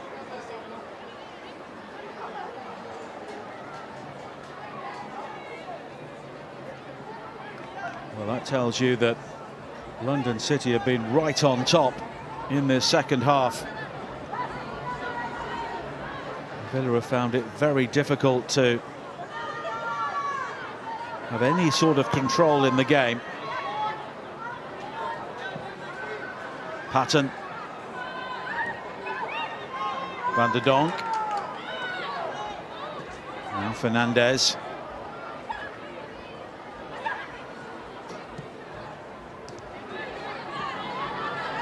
Fernandez. Kendall. Staniforth under pressure. Title winner with Liverpool back in 2014, but it all comes to an end for her here today. Deslong.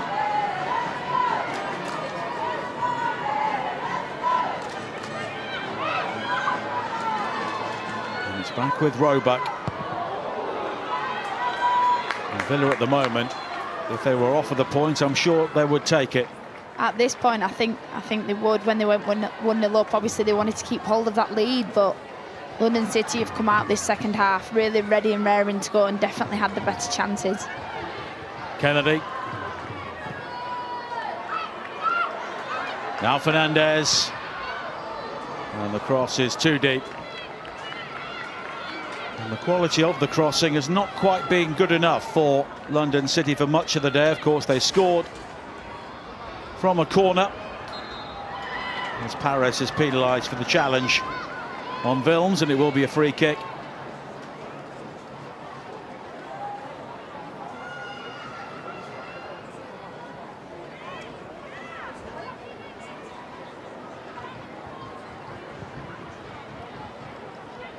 Taken by Patton. It's quickly helped on, and Salmon will play it forward. And here was an opportunity. Lete, though, doing well to deny Nice Wonga, but she plays the cross back in, looking for Daly, and it's scrambled behind for a corner. Nice Wonga does so well, but I don't know why she just doesn't try and hit it when she's round the keeper. It's a great opportunity there for Villa to get up in the last few minutes of this game. Well, can Villa snatch it right at the end here? Nice Wonga, low into the near post. And now the Lionesses can break, but Godfrey was quickly closed down by Mullet. Deslong.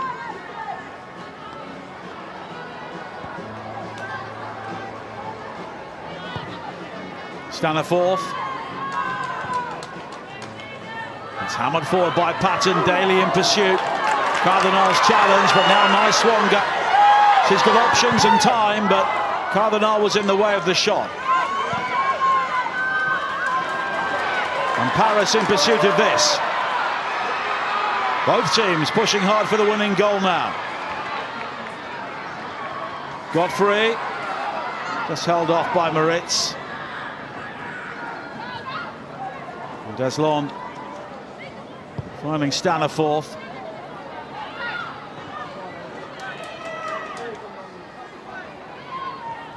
And Fernandez going all the way back to Lete. Fernandez calmly beyond Nice Wonga. Perez. Paris.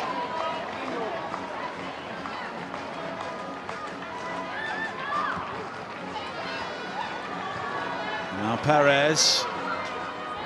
Cut out by Deslond.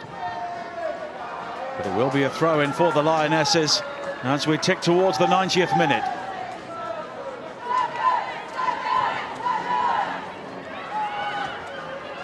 Fernandez.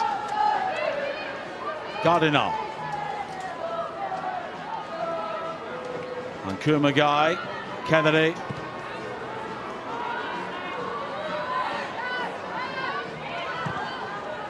Van der Donk. And she was pulled down by Kendall, who's beginning to look a bit weary now, and it will be a free kick. Yeah, that midfield for Villa looks really tired. Especially Lucia Kendall, she covered a lot of ground today, so she'll be feeling it a little bit. Godfrey. Flicked away by Staniforth. Kennedy will hit it. And she slices it high and wide. Well, I would like to say that it was teed up perfectly for Kennedy, but she sliced that into the crowd. Just ran across her body, didn't it? And she went with her left. Just didn't get hold of it properly. That there will be a minimum well, the will be a minimum of 6 more minutes as we watch Kennedy's shot go skywards.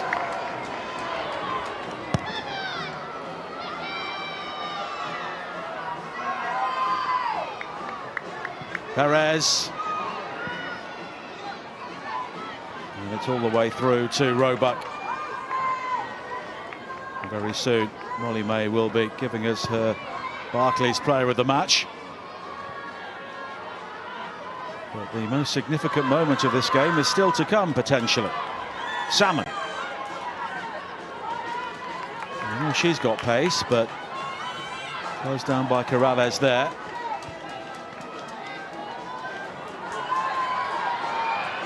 Now Cascarino, and she was just pulled back by Vilms, and it will be a free kick and a yellow card. Vilms has to do it, doesn't she, to stop the counter against the team.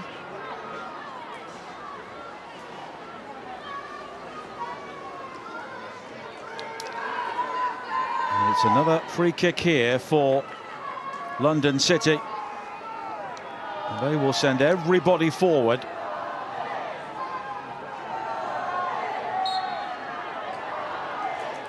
Corrales will play this one high towards Perez, but it's cleared, and here is Mullet. Only Salmon in support, and the ball won't find her.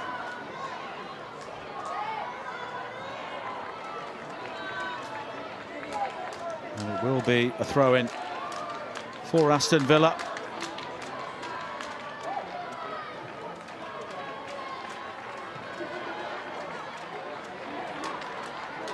Moritz. Staniforth.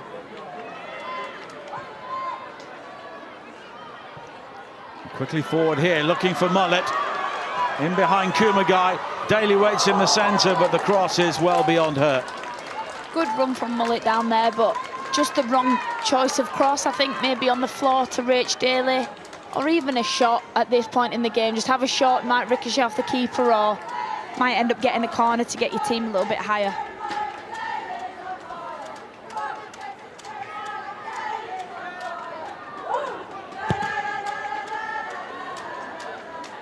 Leite, now Paris, and she's got support, and here is Godfrey, and Freya Godfrey could be in here, and she's won it! Well, she's had a great season, Freya Godfrey, and she finishes it in the perfect manner. Well, Freya Godfrey does so well, doesn't she? She latches onto that ball and so cool, so calm, puts it in the back of the net for her team here in Bromley and wins it in the last seconds of the game. Well, if you're looking for a young player of the season, she's got to be up there. And she was so calm there as she bore down on goal. And the reaction from the coach tells you all you need to know. 6 goals and 4 assists this season for Freya Godfrey. And she becomes only the second newly promoted player to be involved in 10 goals in a Women's Super League season. And the other one was Beth Mead of Sunderland back in 2015. Substitution for London City Lionesses. And London City Lionesses make a change. Maria Perez heads off. Everybody wants to celebrate with Freya Godfrey. By number 60, Julia Rodda. And Julia Rodda, the Swedish international, comes on for the closing seconds here.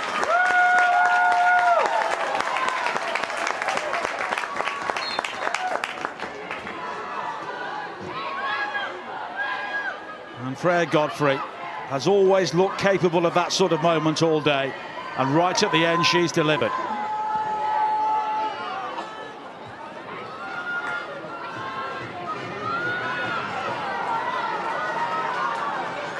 And Villa look to be heading for their 4th successive defeat to end the season. Van der Donk. Now Niswanga. Kendall.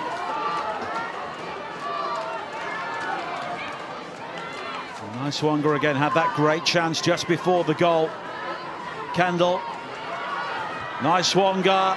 Well, the cross is dangerous. Kumagai stooping in. Daly gets the touch, but in the end, Van der Donk will be able to win the goal kick.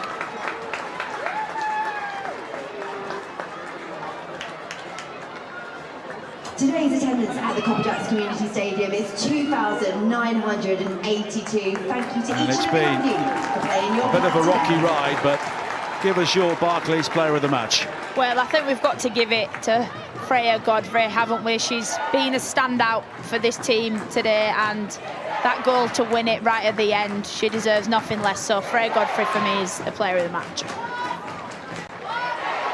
And she joins Beth Mead in fairly good company as a player who's made a real impact in her first season at the highest level. And as a first team starter. And now Paris. And she's offside. But Villa have barely seconds remaining here, and there's an injury as well. And It looks like cramp, I think. I Cramp think she's for Godfrey. Gone up for a header and she got cramp in her calf after scoring that goal. she then had to run around everybody to celebrate as well. She's still smiling even though she's in pain with cramp as well. Might be a grimace. Well, I don't think she'll be too concerned. And she's going to be somebody pushing for the senior team on a regular basis pretty soon, isn't she? Yeah, absolutely. I mean, you know, she's already been in the team, so I think she's definitely one to watch for England, certainly through the next few camps and the tournaments that are coming up. We're into the 98th minute now. And that's it. It's a winning finish for the London City Lionesses in their first season in the Women's Super League. Freya Godfrey with the winning goal 3 minutes into added time. As they came from behind in the second half, Danielle van der Donk equalising with 17 minutes to go after an own goal from Saki Kumagai had given Aston Villa a half-time lead.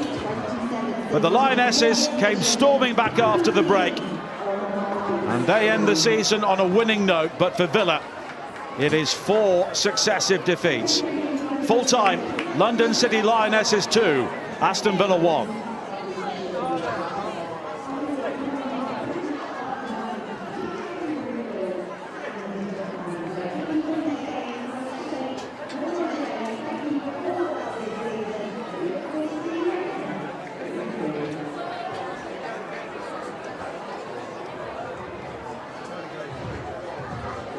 Well, the London City Lionesses wreathed in smiles, and Freya Godfrey will look back on that moment with pride during the summer. And they finish with the highest number of points and the most victories of a newly promoted club in the Women's Super League era.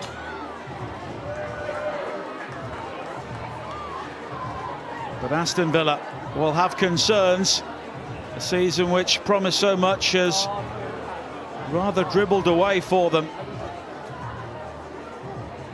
But when you look at London City, Molly May, the players they've already got and the players they'll be looking to sign, they're going to be one to watch again next season.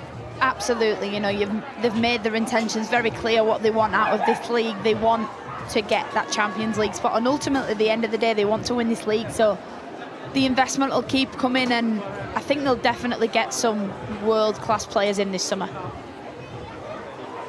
Well, Aston Villa have their post-match huddle. Natalia Arroyo is at the heart of that, and they will look to try and move on from what's been a disappointing season overall.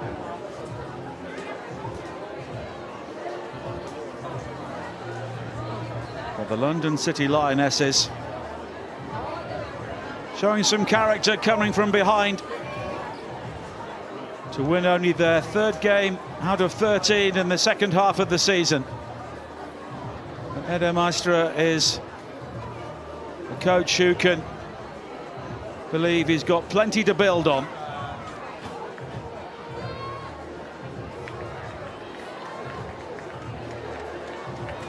And let's hear from the match winner and the player of the match, Freya Godfrey. Freya, congratulations. You left it late, but that must have felt good. Yeah, 100%. I mean, a winner like that, you know, like you said, at the end of the game, nothing beats it. Obviously, the equaliser was quite late as well, and, you know, that gave us the boost that we needed to push on. And, yeah, an amazing pass from Keats to find me, and, yeah, I'm very, very happy. That was the game where it looked like you really needed to dig deep and show what you had. Yeah, 100%. I mean, obviously, at the end of the season, games are always tough. You know, people are tired, leggy, and I think that probably showed in the game quite a bit. So, yeah, I'm really proud of how the team, like I said, dug deep, and we kept going and we didn't give up. You know, the perseverance and the fighting, and that's hopefully what we're going to build on for next season. Ray, you always want to talk about the team, but this season couldn't have gone much better for you, could it? Nah, yeah, I couldn't imagine that it would have gone this well. And you say I always like to talk about my team. I mean, I wouldn't be here without my team, you know. The staff, the players around me, the trust that they all put in me, yeah. We all know what London City have achieved this season with the points total and where they finished in the league. But where is this team going next year, do you think? I mean, we want to keep pushing. Obviously, we've had a historic season with the promoted side, the most points ever. But, you know, this is just the start. You know, we're going to keep building, we're going to keep pushing, and next season we want to finish even better. And you've got 7 to come and England as well, potentially as well. Yeah, we'll see. Congratulations again. Freya, you are the Barclays Player of the Match. Congratulations. Thank you very much. Guys, we good? Well done, Thank mate. you. Congratulations. Thank you, guys.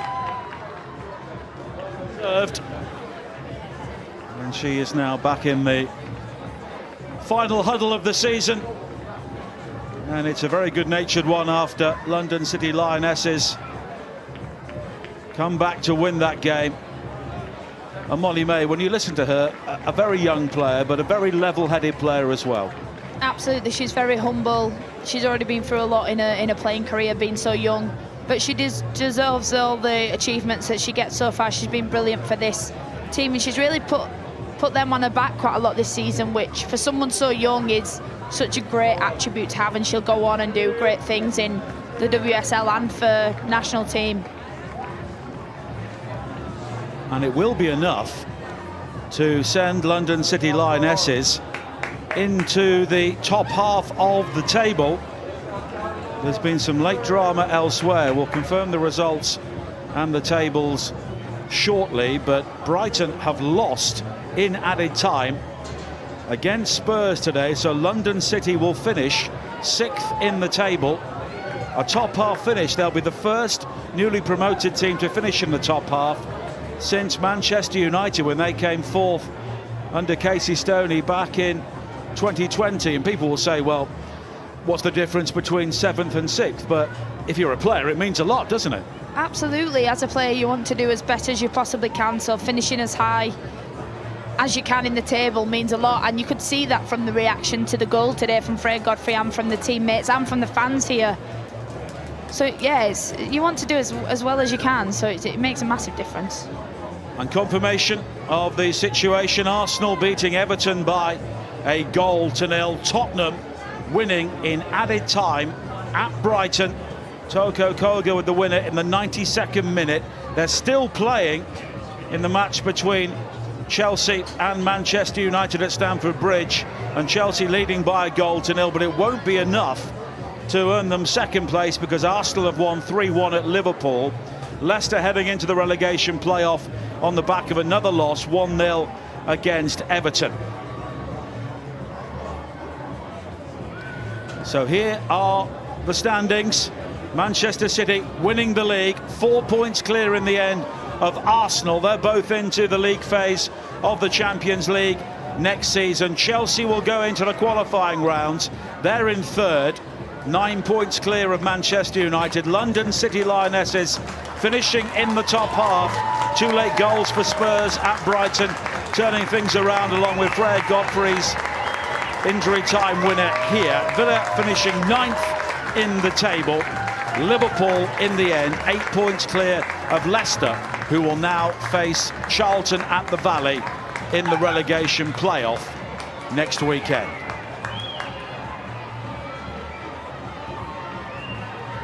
And as Freya Godfrey continues her celebrations out on the field, let's hear from her coach. Congratulations, that was a dramatic way to end the season. Wow, a very good way to finish. We was spoken about finishing strong.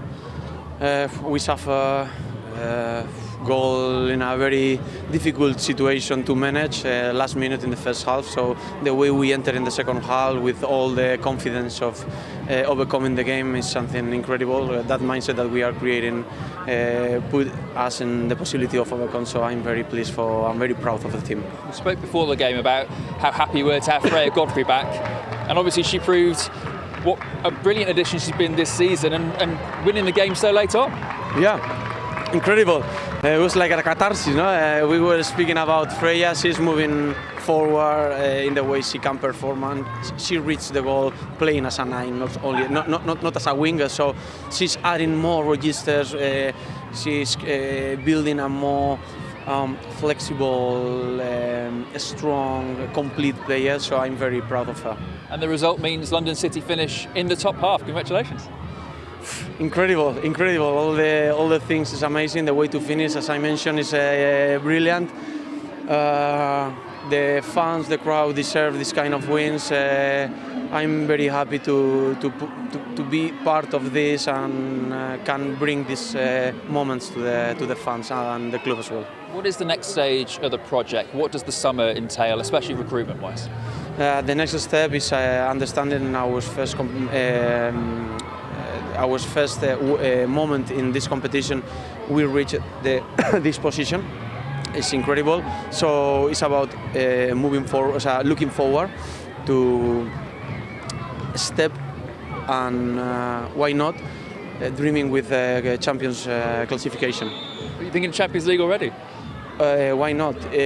We have to put our aim to these higher standards, and as I mentioned so many times, dreaming big, create reality. So at this moment, why not? Well, congratulations again. I hope you enjoy celebrations today. Yes.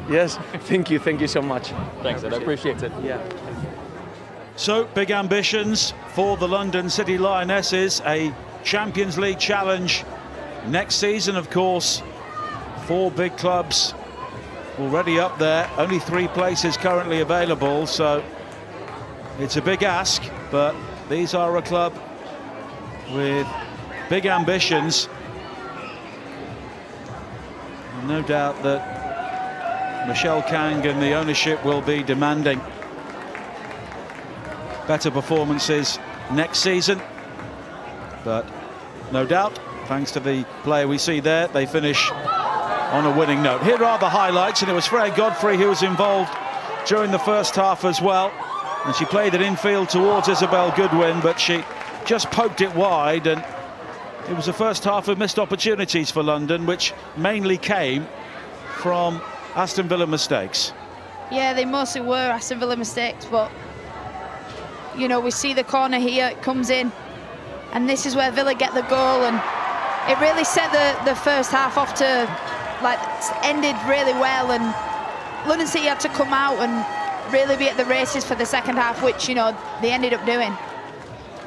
Yeah, it was Lynn Wilms who fired the shot in, a double deflection, the second one of Saki Kumagai, and that was enough to send the ball beyond Leite. An own goal from the London City Lionesses captain. And as the half-time whistle went, Aston Villa were able to celebrate the lead, but they found themselves under pressure for long spells in the second half, and it was almost an opportunity there gifted to Malu Marceto, and it was a good save from Ellie Roebuck. Yeah, we think Marceto could have done a little bit better here because she was so close, but it was a good save from Roebuck.